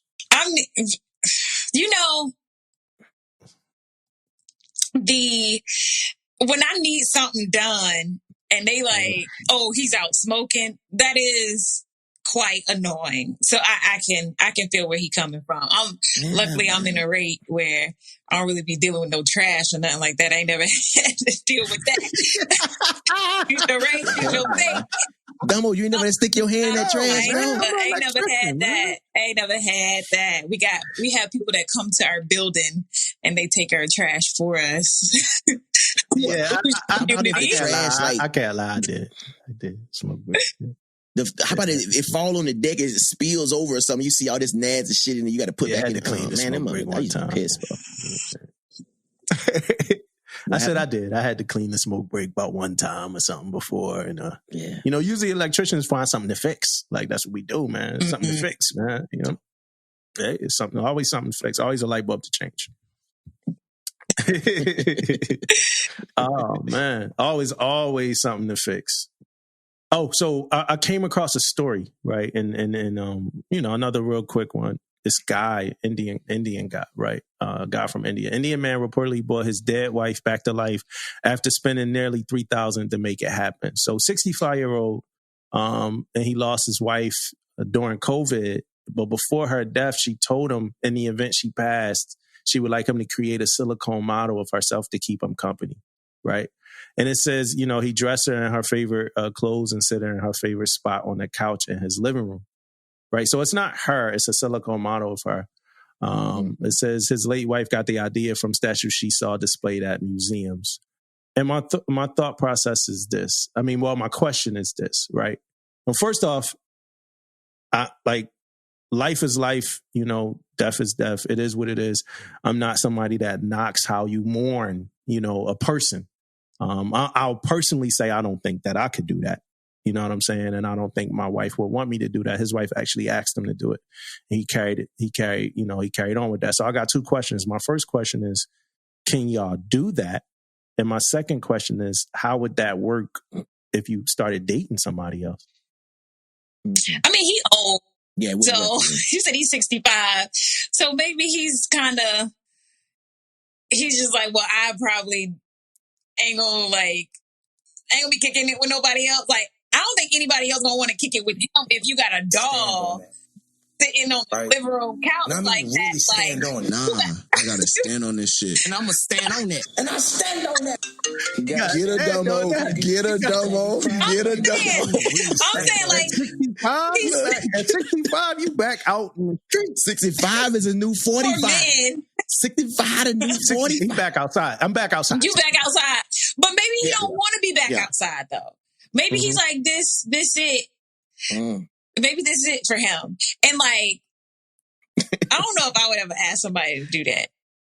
But that's some real love. I mean, if somebody wants to do that, I'll be, like, in my grave, like, looking down from heaven, like, that man really did love me. That's some real love right there. I'd be like, yo, dude, really crazy. That's what I'd be saying. He really crazy. Come on. No, I couldn't do that. Just come on with me. But, like, a lot of times, like, if you've been together for so long, like, my great grandparents, they were together for so long. It's like one died and then the other died right after. So, like, it could be like one of those people, like, if you love somebody that much, you've been with them for so long, it's like you can't imagine yourself with somebody else. I'm not gonna get a doll made for you though, like a little. That's just kind of out. That's there. heavy. Yeah, that's dark. Out there. Not dark, but that's heavy. And I know some people, like, they don't, they leave the side of the bed however it was, or they leave the closet, however it was. But a whole doll, you got to see this every day, man. Right. Same size, lifelike. Yeah. Like, what about you? You're not ever healing from as long as you have that doll right there, because you're not really moving on. Yeah, that's rough. And you're not dating in that. No. I mean, I know we talk about 65, but like you can't bring another person into that. But let me introduce you to my wife. Like, that's what the doll is. My wife. You could talk to her too. You could talk to her too. I'm out. Wow. Yeah. But no, hey, on my end, man, ain't no way I could do nothing like that, man. But I tell you, and one thing, man, when I was younger, man, I used to be like scared of like death. Somebody pass away. I don't even want to go in the house no more. And think when I was younger, man, but now, as I got older, man, I accepted it. I accepted more. This is life. Yeah. You know what I mean? We born, we live, we die. So you kind of get older and you kind of accept it a little bit more. But with this case here, man, ain't no way I could do that because, all the things you done went through, all the stuff you as a family or whatever the case may be. And then now I'm finna make a dog. You're right. When you gonna grieve? When you gonna mourn? When you gonna like I can't even imagine doing nothing like that, man. And like you said, anybody come into your house, your grandkids or whatever, and how they feel about that. It's more than just you. Yeah. You know what I mean? Like you gotta. That's a deep love. That's a deep love, though. Like I said, I can't knock. That's a deep love. That's a different type of love. Right. Yeah. Yeah. So, I don't know if I say deep or coming different. over to visit, and you got Wax grandma sitting over here. Like, I'll be like, Dad, like, it's time to do an intervention.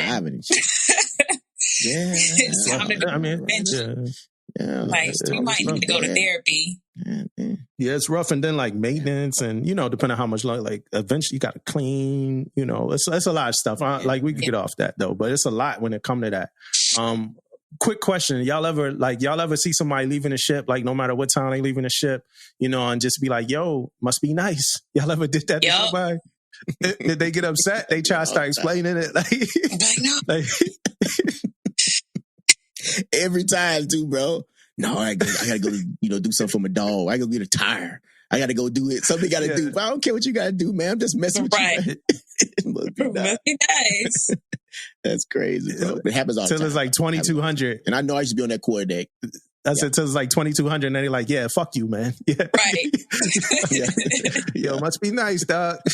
Oh man. Like, oh man. I know I used to do it all the time, man. We used to pull in. Like when we used to pull in, I had this thing where me and Dumbo was on the same ship. I used to want to go out there and help Dumbo down with the shore power, right? And the rest of the ship, they don't give a fuck about no shore power, right? So everybody like going off the ships. You see everybody because you right there on the quarter deck most of the time, and everybody pass. I used to say that shit all the time. Must be nice, man. People get so mad, man. Why they hitting off the ship? I got an appointment. Like, shut up. Mm-hmm. Yeah, right. When I was on staff. But I tell you what. When I was on staff duty, I used to not really necessarily leaving early, but, the Admiral has his cook. And so when we be underway and I ain't like what was on the galley menu, I'd be like, I used to go knock on the back door, hey, hook me up. Get nicest, freshest meals.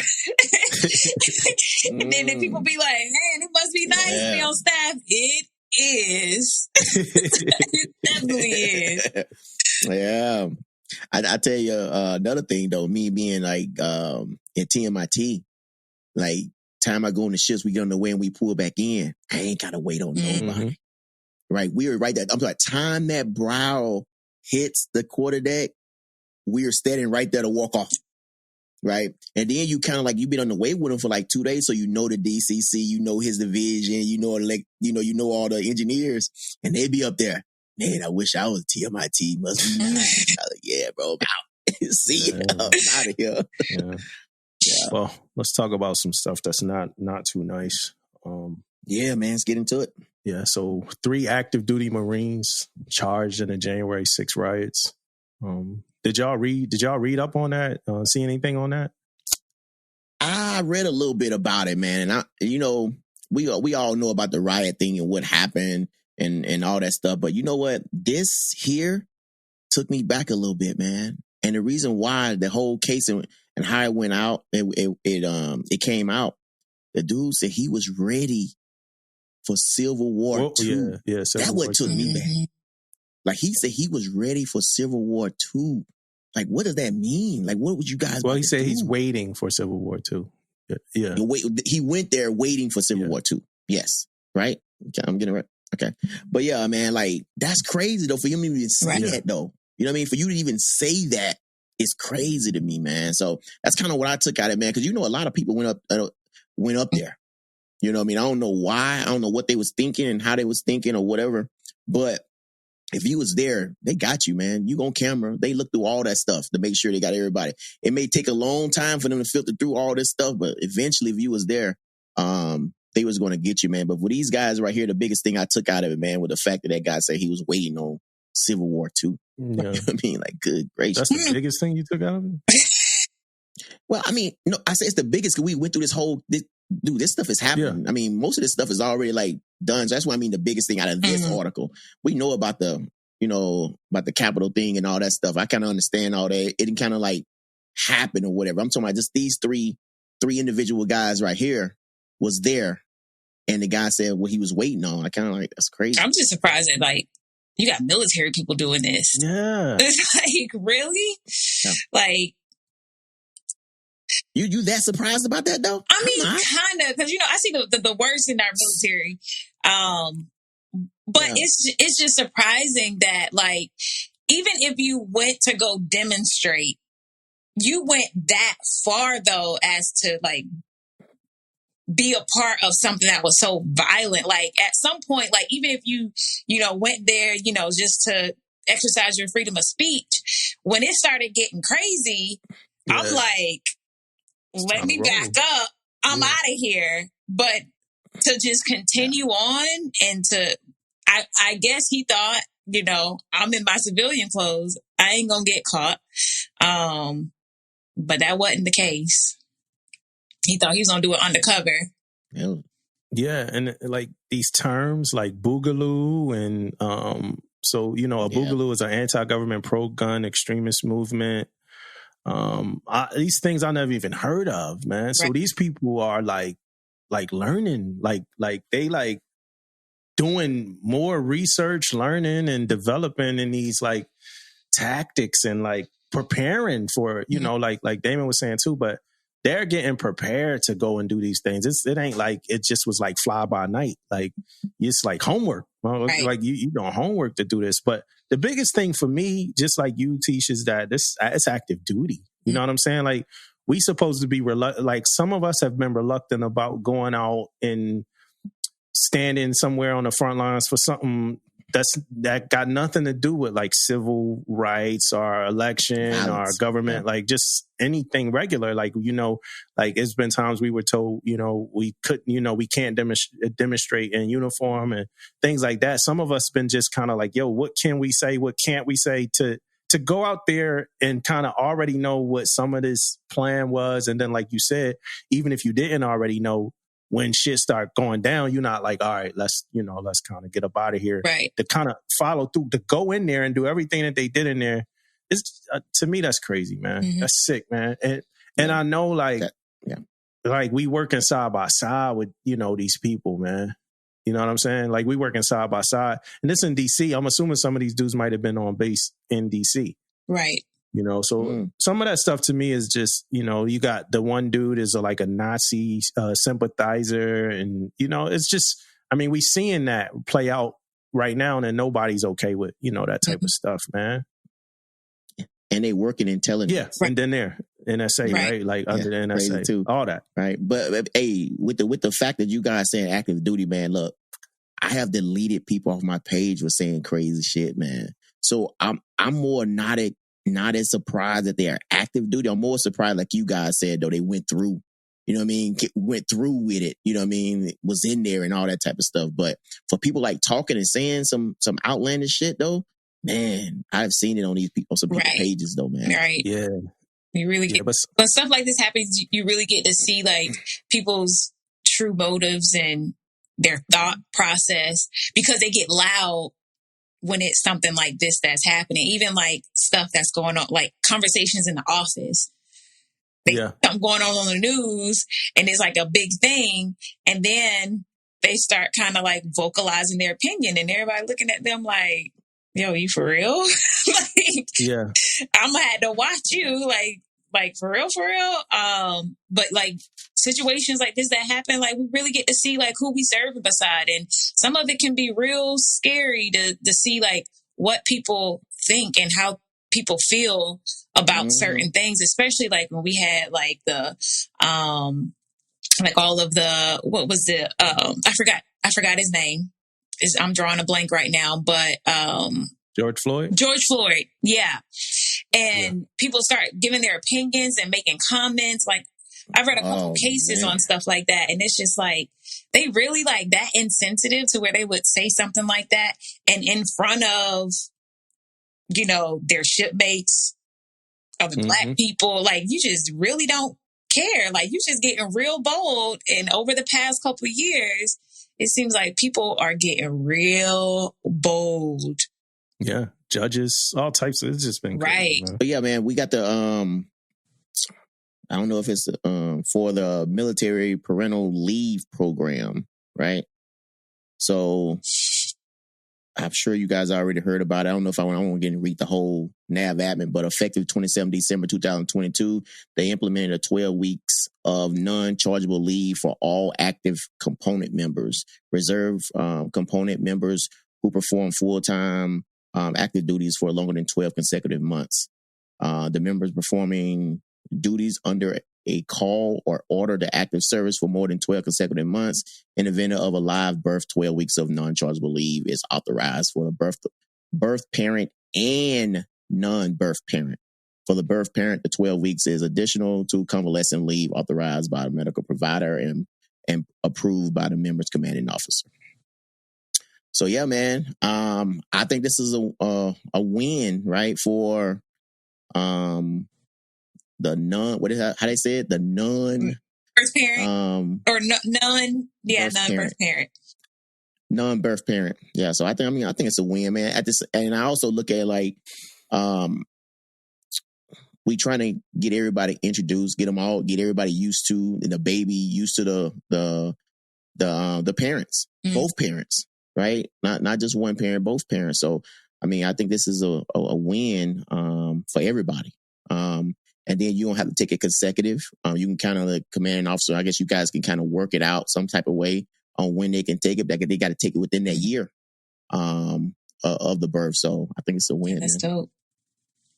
But if you're going to be taking that parental leave, you better be helping out, because let me tell you. Like, don't think you're just going to be taking leave and not helping me out. Yeah, man.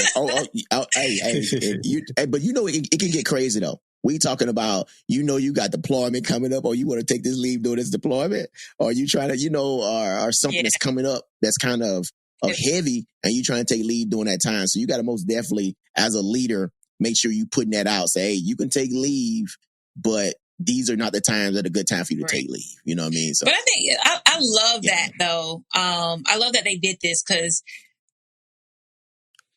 as women, we have babies. We're the ones that have the babies, and we get the time off to bond and all of that. And it's so important. Yeah, that's what I look But it's just as important for the other parent too, to be able to bond, instead of the men just going back to work and like dang, I know they want to be with their kid too. On, like you said, on deployment, going underway, and then you leaving the mother or the other parent there to deal with a new baby, and the sleep is off, and you don't really have that help and assistance that you need either. So I think it's dope. More power to people. They ain't really give y'all beers, but they gave y'all some parental leave. Dudes was coming back like 9 days later, man. You know what I'm saying? Like, man. You back at work a week and a half. How was the baby, man? I was there a couple of days. The baby. The baby. I guess it looked like the mom a little bit. Got my nose. Yeah, that's about it. That's about it, man. That ain't it. That ain't the move. I'm glad they even that out. Right. And it can even work, because like a lot of times when it's time for you to go back to work, you still don't have daycare because daycare is backed up. So you can even alternate it to where when it's time for you to go back to work, that other person jumps in and fills that gap on the end of your leave, even if y'all leave together. Yeah. Don't do it. Don't say no more to you. These guys, they gonna know how to play the game on this. I'm just saying, like, one person take leave, and then the next person jump in, and then the other person take the leave, and then that kind of keeps the baby home more before they start going to daycare. Because as soon as they start going to daycare, they start getting sick all the time, and daycare might not be available, or the hours of the daycare because they're out in town. The cost of daycare, Yeah, and then how backed up daycare is too. Yeah, it's definitely a win. I want to talk about something that caught my eyes. Like, I think it was like last year sometime. And we never really talked about it, but like, some finality here now. And it's about Karan Nazario, I want to say is his name. Mm-hmm. So it's Army officer pepper sprayed by police, gets $3,685 in $1 million lawsuit. And it caught my eyes when it first came out, because I think about when I get pulled over and stuff like that by the cops, and like sometime I just flash that ID, that CAC, and I'm good to go. You're in the military. And I'm just thinking about him and like how he didn't have that. That day he didn't have that same luck.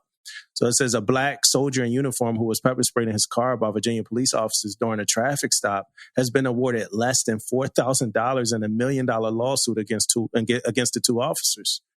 So he's sued him. The 4 counts, right? Assault, battery, false imprisonment, and illegal search. He got $3,685. It says it's a sad day. All the verdicts failed to send a message to the police officers that the conduct was unacceptable. I think they pulled him over for not having a license. So they pulled him over for not having a visible rear license. But even in the footage that was caught in the camera, he had a temporary license plate and it could be seen in a rear window of his SUV. And he was not charged in the incident. So he wasn't charged, but he was pepper sprayed. So it says they pulled him over December 5th. Oh, this was in 2020. Body camera footage showed Gutierrez pepper spray. That's one of the cops. Nazario when he would not get out the car. So they pulled him over. He wouldn't get out. They pepper sprayed him. He said he was afraid to get out. Gutierrez, it's not funny. I don't know, Chuck, but Gutierrez said, "Yeah, you should be."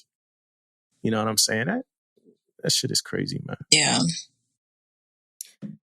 Yeah, man. This is what and I don't want to point and say that it's everybody like that, man, but it only take one, right? A lot of times it only take one person to do something to make you think, think differently, right? And in a way, man, depends on where you at, or it actually don't matter where you at. But I'm kind of scared too, bro. You know what I mean? I'm not saying that I'm not saying if the cops pull me over and tell me to get out, I won't get out. But dude, that's on my mind now. It is on my mind. I'm thinking about that every time a police car pull me over. It is on my mind now, right? And what if I do say, you know what? No, right? I'm not getting out. You know what I mean? My life could be in danger. But it's crazy. But if somebody, especially somebody of color, every time, bro, you get pulled over. If it ain't on your mind, I don't know where you been for the last years, but it's on your mind. It's on mine. And now I think it depends on how they approach the car too. If you pulling me over and you approaching me aggressive, I'm immediately scared. I don't even you about to yank me up out. You yelling, "Get out the car! Get out the car!" I'm like, if I get out this car based on your aggression, I'm about to get my ass whooped. So I'm gonna be scared to get out. Yeah, I got one. Yeah, and I'm one of those guys all about it too. I'm all about. I know. I'm telling you, I've been one of those guys that's borderline defending some of this shit. You know what I mean? I have. But I can't defend some of this stuff, man. You can't defend this shit. When you come to somebody, like you said, aggressively like that, you're not defending nothing. For example, somebody else got a weapon in their car and they got it in their hand, so they may have, they trying to defend themselves. They want to go home at night too. So I'm like, oh well, maybe it's something there, right? Maybe that's the reason why he may have got shot or didn't get shot, whatever the case may be. Maybe something there. But the stuff that I'm seeing now ain't nothing. You just being aggressive for nothing. No reason. Yeah. Protect and serve, and you coming aggressive. The first time I ever got pulled over, the cops, they tapped the glass of the door with the guns. They tapped the glass. That was the first impression. That's what we was introduced to. You know what I'm saying? So I'm with my one of my best friends still, my boy Twan, and I'm passenger seat. We young, not even 18 yet, I don't think, right? We young guys.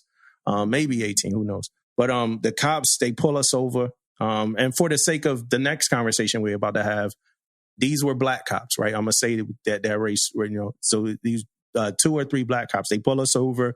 I'm thinking they was looking for somebody, wrong car fit the description. We chilling. They get out the car, guns out, tap the glass of the car with the gun. So, and this was a time where I was more on my activist kind of, this when I was heavy into music and, making music, and it was all just activist, anti kind of stuff. Mm-hmm. So I'm talking trash. Moment they open the door, I'm like, what y'all pull us over for? Just going hard on them, and they pull my man out the car and they take him to their car. And I'm like, yo, and it's we didn't do anything. So I'm still, I'm like, yo, y'all corny, going crazy. And the cop, he well, where your ID? Let me see your ID or whatever. I go to grab my ID And he really put the gun up to me, like, what you doing? Like, I'm like, yo, you just told me, I'm young. I'm like, 16, 17, whatever.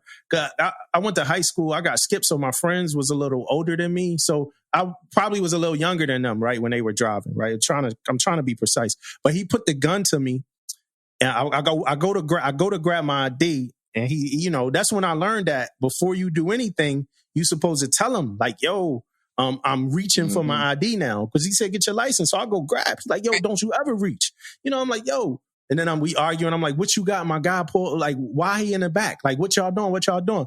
Then he said this. He was like, I got the fucking gun, right? I was like, yeah. I'm still like trying to turn up on him. He's like, I got the fucking badge, right? Bro. I said, yeah, you got the badge. He was like, I asked the motherfucking questions, on some like Bernie Mac type, So I was like, oh, that's what we doing? Damn. And probably was different slang back then. But then I got real quiet. I shut up, and I realized that I wasn't going to do nothing but make matters worse for my man, So I shut up. Yeah. He wound up getting back in the car, and we got out of there real quick. Second time, right? On my block. It's 3 times that I can notably say that, cops fucked with us, right? One of the times was on my block, and my mom got us out of that, but I ain't even going to talk about that one. But another time on my block, me and my brother in front of our house, my brother came out the house for a sec, right? We had a neighbor. Our neighbor actually, used to sell weed or whatever, right? Which was funny because he was on his porch. My brother comes out the house. He got a remote control in his hand. A remote control. The cops go crazy. They think it's a gun. They go crazy on us. You know what I'm saying? And my little brother had something else wrong with his ID or something too later. Like the cops found that out. But they went crazy on us. Whole time, our neighbor, which is our friend, had drugs on him. So what he did, right? I grew up in Philly, crazy neighborhood, right? But what he did was at some point while the cops was like harassing us, messing with us, he went in the house and put his drugs up and came back outside and sat on the porch. Right. And I know all this because after they left from harassing us, he was like, yo, want me to tell y'all something crazy? And then he told us that. He was like, y'all had drugs on me when they was messing with y'all. I just went in the house. You know what I'm saying? So I've been like, I can attest to being fucked with by cops. But like I said, for the sake of our next conversation, I will say that unfortunately, in my experiences, these were all cops that had the same color skin as me. You know what I'm saying? Yeah. So these were all cops that had, and I think I just want to bring that into. So yeah, it's fucked up that the dude only got less than $4,000. That's messed up, like on $1 million, case. But y'all kind of moved the conversation, Damon, especially you kind of moved the conversation to just cops and like aggression and all of that. So I think that naturally kind of moves us into talking about Tyre Nichols, right? So before we talk about Tyre Nichols, I do want to play something that I came across online, and it's from a cop. So it's a cop's perspective. So I do want to play that for a second. I haven't seen any police officers make videos or comments on this incident, so here we go. And before any of you police officers jump on this video and say that, oh, we need to wait on the body camera footage, or, you weren't there, you don't know what happened, please miss me with that shit, dog, because this is something that we deal with as police officers every single day. Almost every single one of us has had somebody bail out of the car, run, put up a fight when we catch up to him, and the results were far better than what I'm seeing in this incident. 5-on-1, okay? Buddy doesn't have a gun, he doesn't have a knife, and there's 5 officers there. All it took was for one of them boys to say, hey, get up off of him, let's just get him in cuffs and get in the back of the car and go from there. Let's get rescue out to the scene if he needs help. But everything that I'm reading says that none of that happened. I'm obviously upset for obvious reasons. However, this is what I don't understand. We love to talk about this job. We love to post videos of ourselves and pictures of ourselves in uniform and the good that we're doing in the community. And I do it as well. I absolutely love this profession. I think that there's far more good than bad. However, when these issues like this happen and you're completely silent as a police officer, what you do is kind of force people to think that you're okay with this shit or that you don't care because you ain't the one doing it, when we all know that's not the case. These are things that you would never do as a police officer. These are things that you would never watch your coworkers do. These are things that you would immediately get involved in and put a stop to if you got dispatched to a call like this, or if you just happen to drive by and see 5 people fucking beating up some guy. We have to do a better job of letting people know that we are on the same page and we don't condone this shit at all. That is the only thing that is going to close the gap between us and the community. Okay, so in Memphis, Tennessee, there was 5 cops that were dismissed, that were fired for essentially beating up this 29-year-old. I watched the video, and it looks like there was a traffic stop, and he was obviously scared, and they were being very aggressive with him. He did get away. He took off running. They did catch up with him, and it was like the other cops said, it was like a 5-on-1 beating at that point. So it was something that was like very hard to watch. Especially him calling out for his mom, and me being a mom, that was just gut wrenching. Like my stomach was like in knots, like watching it and listening to it. But yeah, it's like, how can no one say anything? Just like he was like, nope. Out of all the people that were there, nobody was like, hey, all right, he's roughed up enough. Like, let's stop. But for anybody to do something like that to somebody, this was like a gang beating type is what it looked like. It looked like it was something off of a movie or a straight gang street fight where it's like no rules, no humanity, no nothing. Like it was just horrible. And I'm glad they were fired immediately. And I feel like this should set the standard now in the future. Like all these, the cam footage and all of this stuff that comes out, then it takes forever for them to actually fire somebody. And they did it immediately.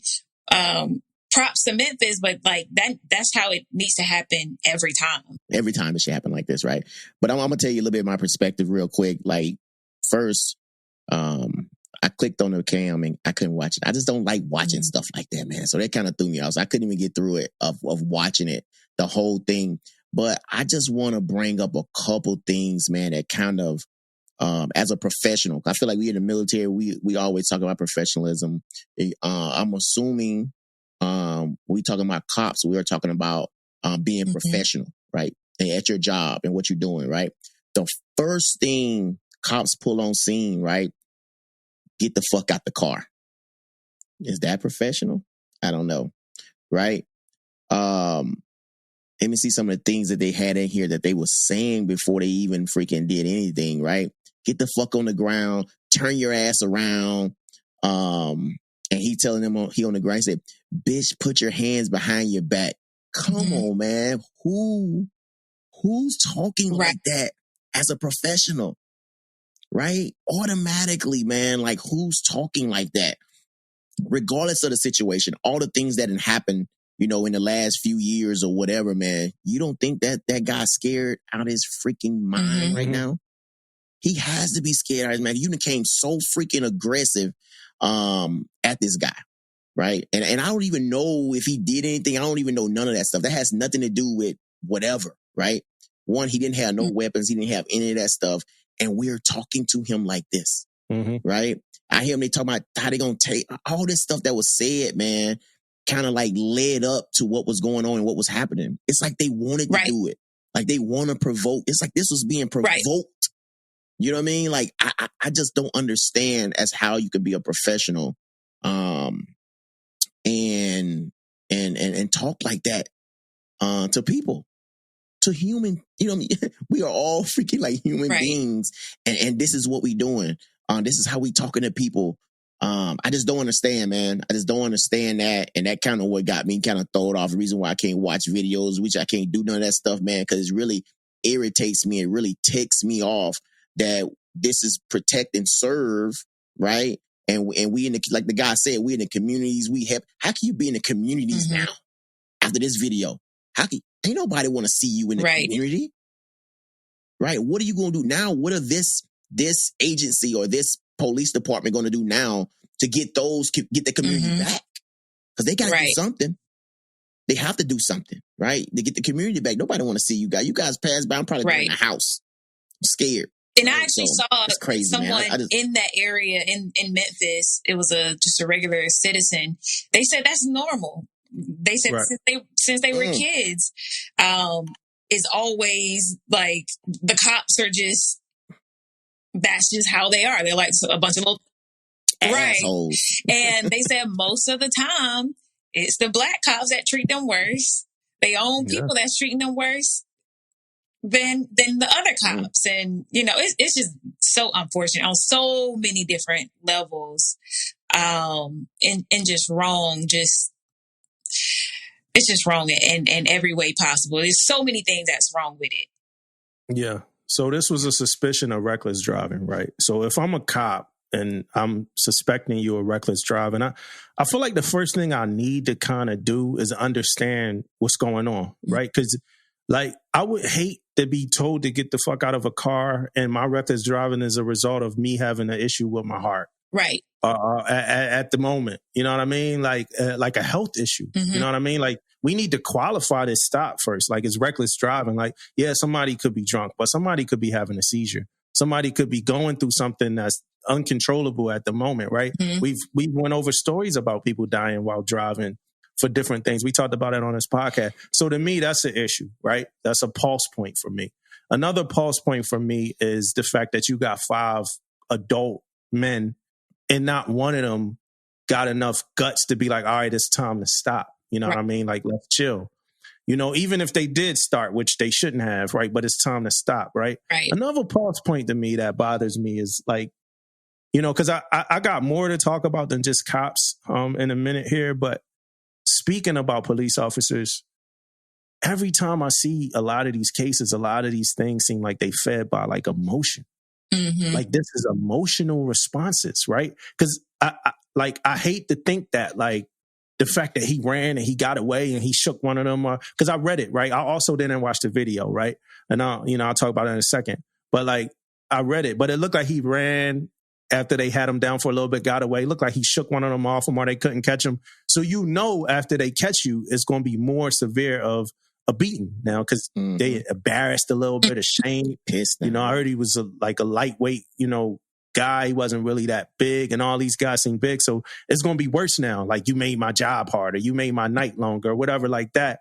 That's all emotional, you know, and a lot of the times that I don't think that when these things happen, like my other point of this being emotional is this, when all this shit is over, right? Now, let's say I am a cop and let's say we did have to rough somebody up because they was resistant or something, right? Whatever our roughing up was a part of the protocol.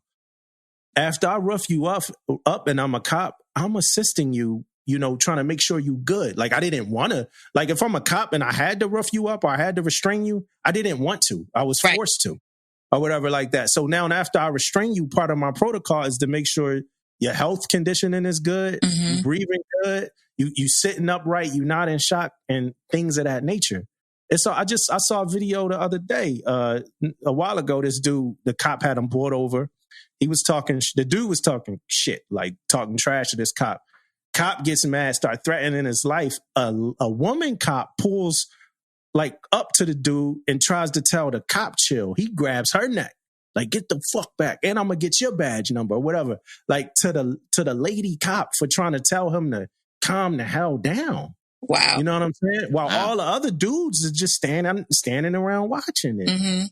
You know, that's emotional, right? Because he was ashamed, he was embarrassed that she stopped him from being an asshole or whatever like that. She checked him, so Nobody deserves that shit. Like how hot did your fucking temper get that you wound up spazzing out on another cop? Like how hot did y'all temper get that it took 5 of y'all to just beat this guy, you know, to death? You know, it's just don't.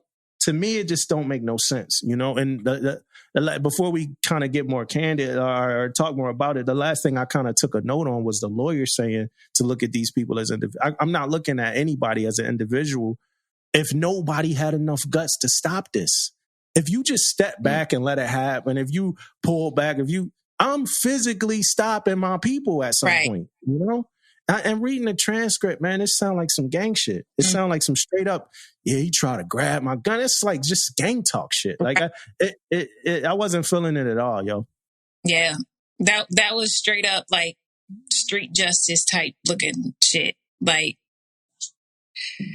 and I also saw that the fire department is investigating the 2 people that came to render aid. And watching the video, it didn't seem like they really did much. Right. Like they didn't care. I was reading about it, like they didn't care. They were I just saw them talking to him. They kept sitting him up, and obviously he was hurt, so he kept falling back down. But they had their bags. Like, I never saw them take anything out. They didn't check a blood pressure. It didn't like they did anything. They were talking to him, talking to the cops, talking to him. Like, it's like no regard. They showed up, and I don't know if like they got briefed on what happened or whatever, and they automatically looked at him in the same eyes that the cops had looked at him, and they just didn't do much. And finally the ambulance shows up and they take him off in a stretcher, but there was a lot of time between there. I actually started like fast forwarding and going back. And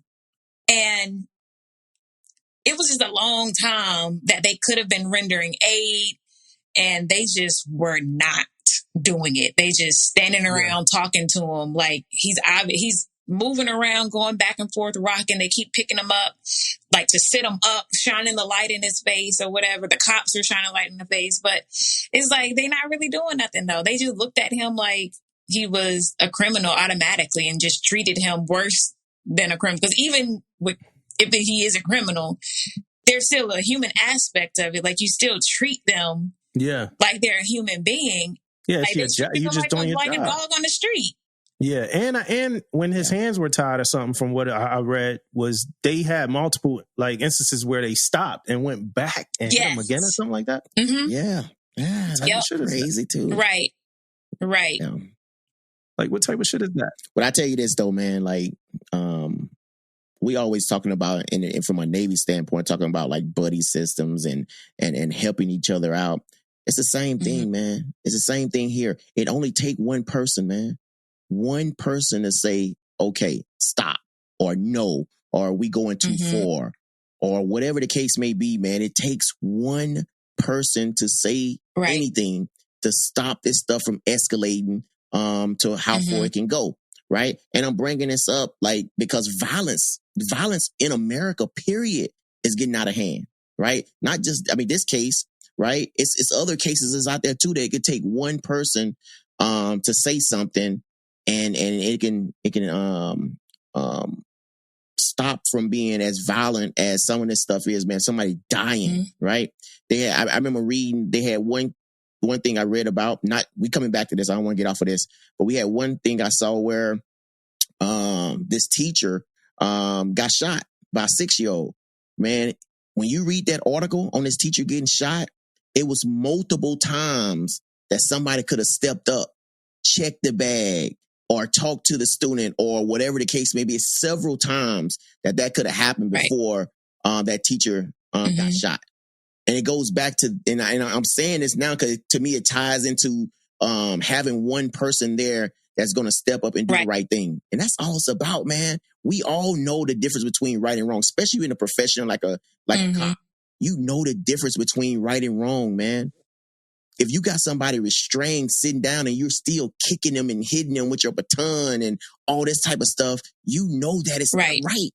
Somebody in that group know that that's not right for somebody to keep doing that stuff. Somebody got to step up. We have to be professionals and obviously more training or something. I don't know what the hell is going on, man. But like I disagree with that. I disagree with the more training thing. Like at this point, like it's like, yo, we like we know better than this. You know, and you know, and I like you were just saying, I'm tired of, you know, me personally, I'm tired of putting a color to it. You know, I'm tired of putting a job to it. You know, I'm tired of it. You know, in this case, it is police officers. You know, I'm tired of that because it's like you just said. You know, it's not just police officers. It's not just Caucasian or white or whatever we say. It's not just African American or black. You know, it's not just. I just saw something where this like in California, like 6 people in a house, they got killed like execution style or whatever, like cartel style or whatever. You know, and a known drug dealer was, I guess, released home, a known gangster or whatever. I don't want to get into much in that story, but I'm tired of putting flavors to brutality. You know, brutality is brutality. Like, this is a human issue. You know what I mean? And we're not getting any better. with this whole thing. Definitely. It's not just cops. You know what I'm saying? Like you just said, every day on my Twitter, on TikTok or something, I see another student fighting a teacher. Right. Just this morning, I saw a girl fight a teacher. They rolled out the classroom. Teacher leg twisted a whole nother direction. Like just this morning, I saw that. We already had, I'm aware of 3, just off the top of my head, I'm aware of like 3 mass shootings in the last 2 weeks or something. We're not even out of January. Right. Like we got this infatuation with violence. Mm-hmm. You know what I mean? And like, it's no way in the world that I'm going to grow up in this community. I'm going to serve this community. I'm going to know one of the things I think about a lot is perception, right?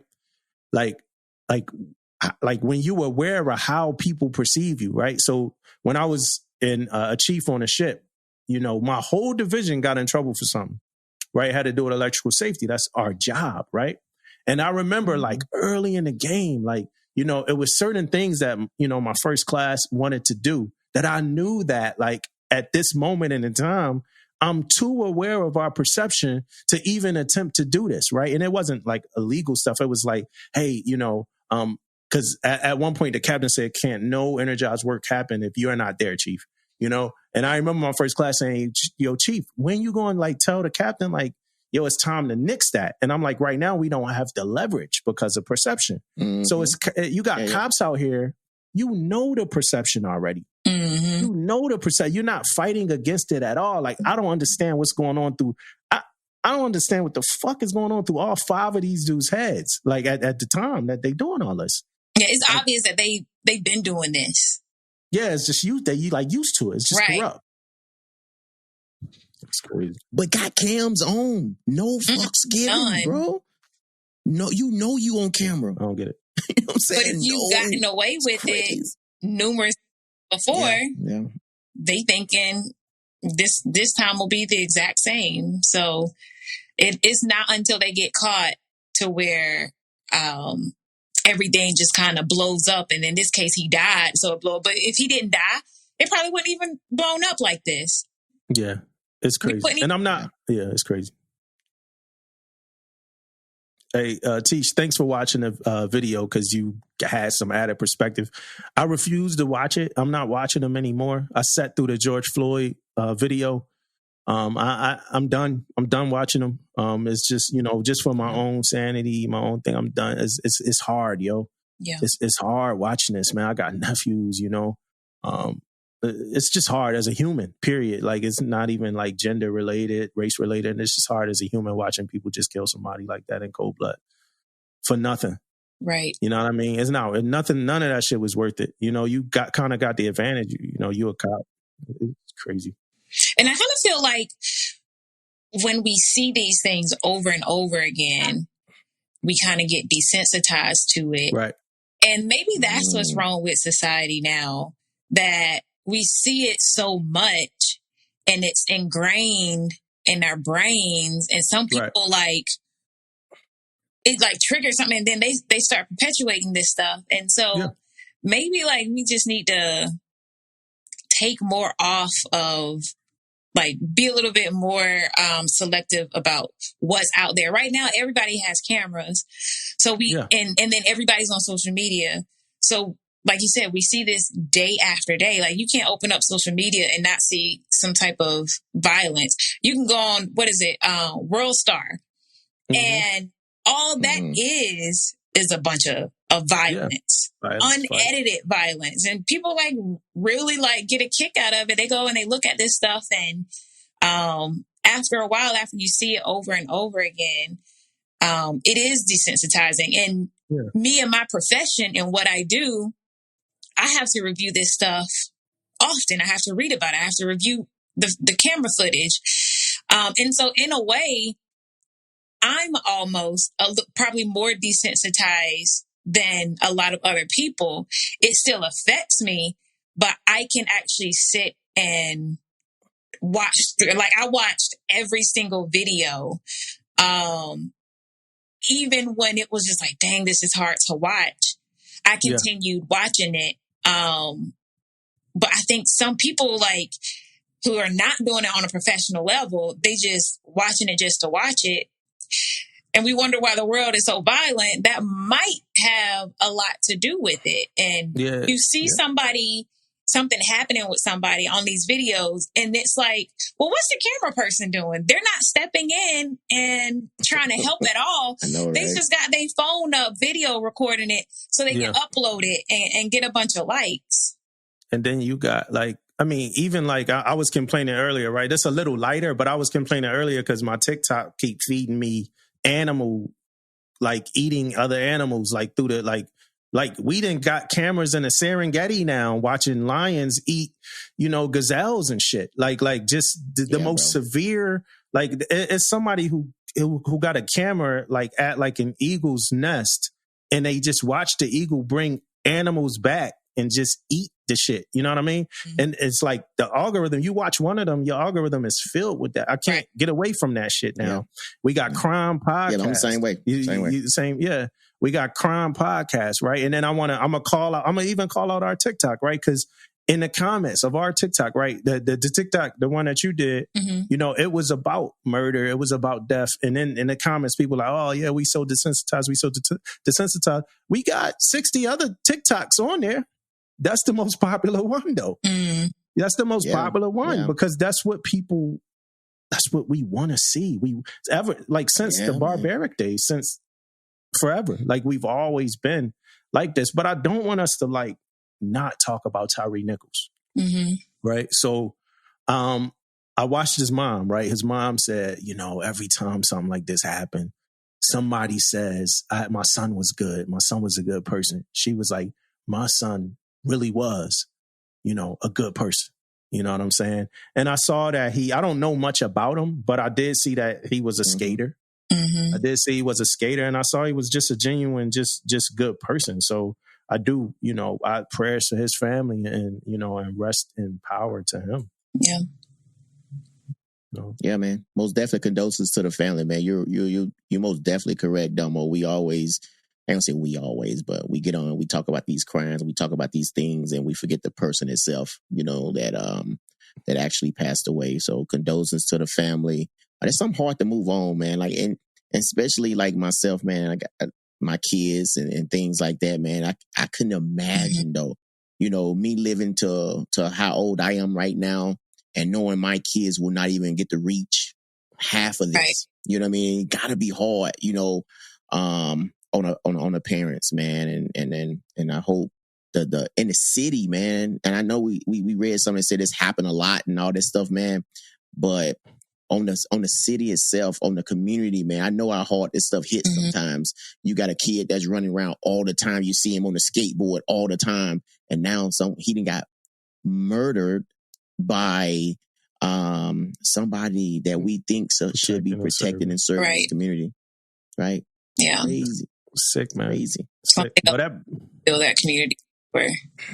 Yeah, and that brings me to this book that I read. It's called "What Happened to You." It's by Oprah, right? I got some issues with Oprah, right? We could talk about it. We could talk about it one of these days, right?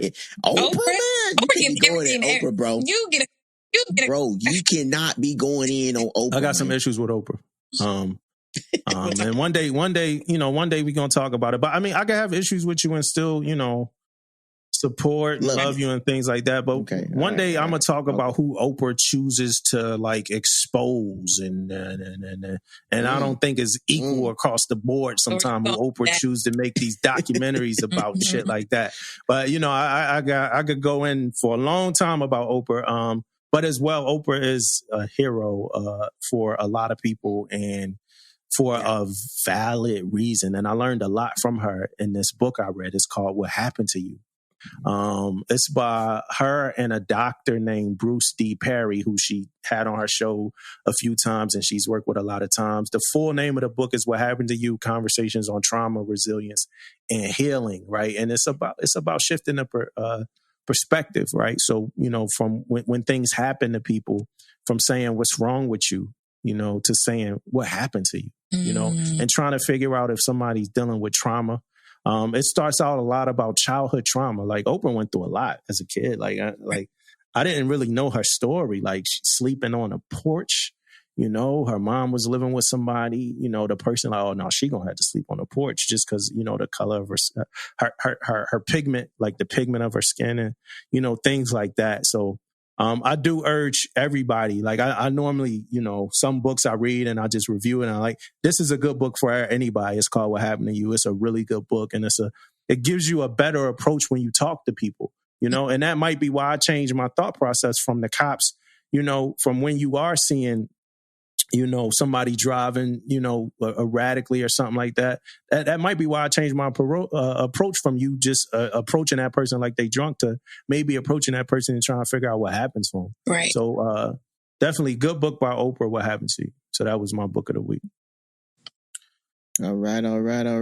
Echo 3, episode 3, man. The Gambler, yo, we can't lay off, man. Echo 3, episode 3. This your shit, Damon. You already watched the whole entire show, man. Talk about it, man. I saw you trying to chill back and relax. You know what's coming, baby. Echo 3, episode 3, The Gambler. Talk to me, man. The Gambler, man. So, hey, let's get into it, man. So The Gambler, man. Another good episode. I mean, it's a good episode. It's a good show, man. So I'm not gonna sell it as it was slow.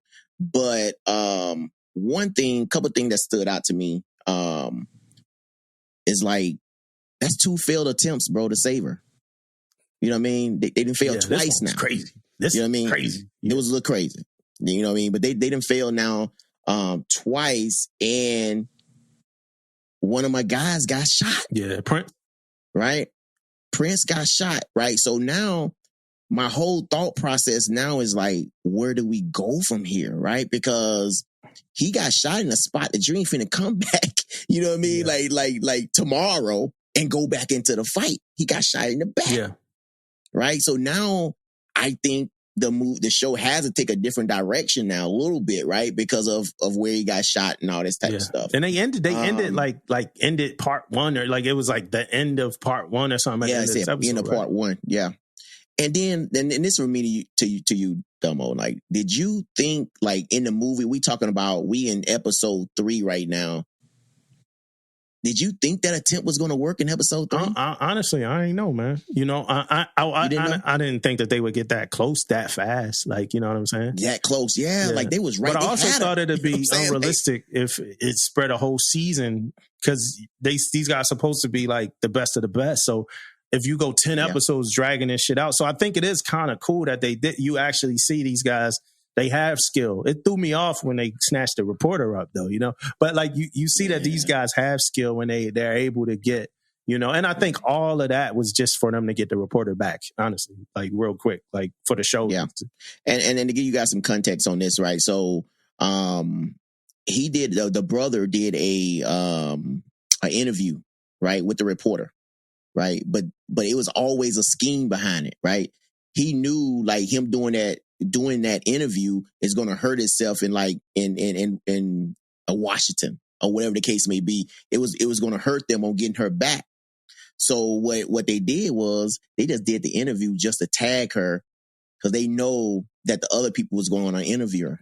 So pretty much they just put a tracking device on her so they can be able to lead them back to their sister and wife. They got there. What her name is? I don't know nobody name on the show. I've got a name, but it worked though. Yeah, it worked.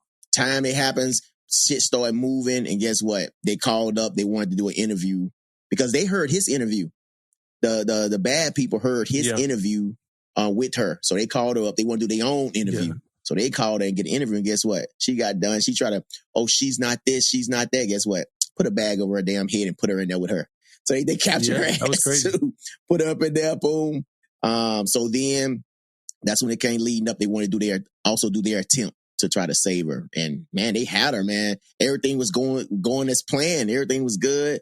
And then when he got there, but they did a smooth move though. When they had him pinned down, everything. So what they started doing is they started putting bags over him so they couldn't know who was who. Yeah. They didn't want to shoot because they could have shot, you know what I mean, her. So they didn't want to, you know what I mean, shoot, whatever. So they had to go down there. So when they went down there, they freaking pulled it off. They captured, they got her, and somebody came right up behind her, man, behind him, shot him in the back. So he's down the ground, and they recapture her. Now That's the end of part one. Yeah. So for me, just like Terminal List, I ain't there yet with it. Like, honestly, like episode 3, like I'm not in it yet. Like I know when I'm in it, when I'm not compelled to do something else. You know what I mean? Like if I'm watching the show and I'm like, yo, I'm not grabbing my phone, you know, like if I'm watching like BMF or something, you know? So I ain't really get there yet with this. I'm assuming I will. I heard the finale wasn't as like rewarding, but I don't know yet. So I'm gonna stick with it. I almost want to stop watching this for a second and watch Devotion. Cause I know we need to see that, but I mean, I watched it too. Okay, man. All right, man. Hey, listeners, there we have it, man. You know, Damon. You know, he been on leave. Yeah. I never don't cover that. Thank you. That's what it is. Yeah. That's what it is, bro. You got to give me some love. Movie, I had to watch something. Movie. I didn't watch that. Bring it up, bro. Man. I ain't even saying like, yo, guys, like, you know, I feel like we just kind of took you to DRB last week, man. That Convalescent Leave is a motherfucker, man. That's what I'm blaming on now, man. There's a whole lot of other movies sitting on the couch, man. Did you ever see Barbarian, man? Watch Barbarian, man. You didn't see it. You know what I mean? Like, it had to be the military joint. All right, well, I'm going to watch that this weekend, and then we'll come back, and then also Tish could watch it too. Yeah. And then we could come back and, you know, review it together. You haven't watched it yet? You guys, you haven't watched it yet, Tish?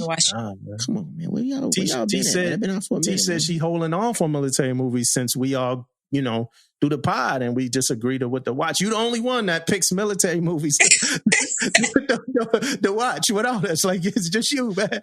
Like, but that's actually like a good ass movie. I mean, I don't want to put it out there, but that's actually man, that's a good movie, man. Yeah, and I'm surprised you guys haven't watched it yet, man. Nah, man. I'm going to go ahead and watch it because your review of Echo 3 pretty much gave up the whole episode. So I don't want to hear nothing about Devotion from you. Oh, yeah, that was the whole episode. Right, don't let them.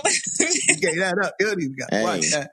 Because you know why? Because Dumbo put me on the spot, man. That's why I know people know I didn't saw it. So I have to go in a little bit deep because Dumbo put me on the spot already. Yeah. Man. So to wrap my assessment up, though, the show still got to grow on me. So here's a question for you. Knowing that you watched the whole 10 episodes, though, but by episode 3, were you where like I am with it? Like, was it like the show still got to grow on you? Yeah, I even just said before I even started, I said still kind of slow. Okay.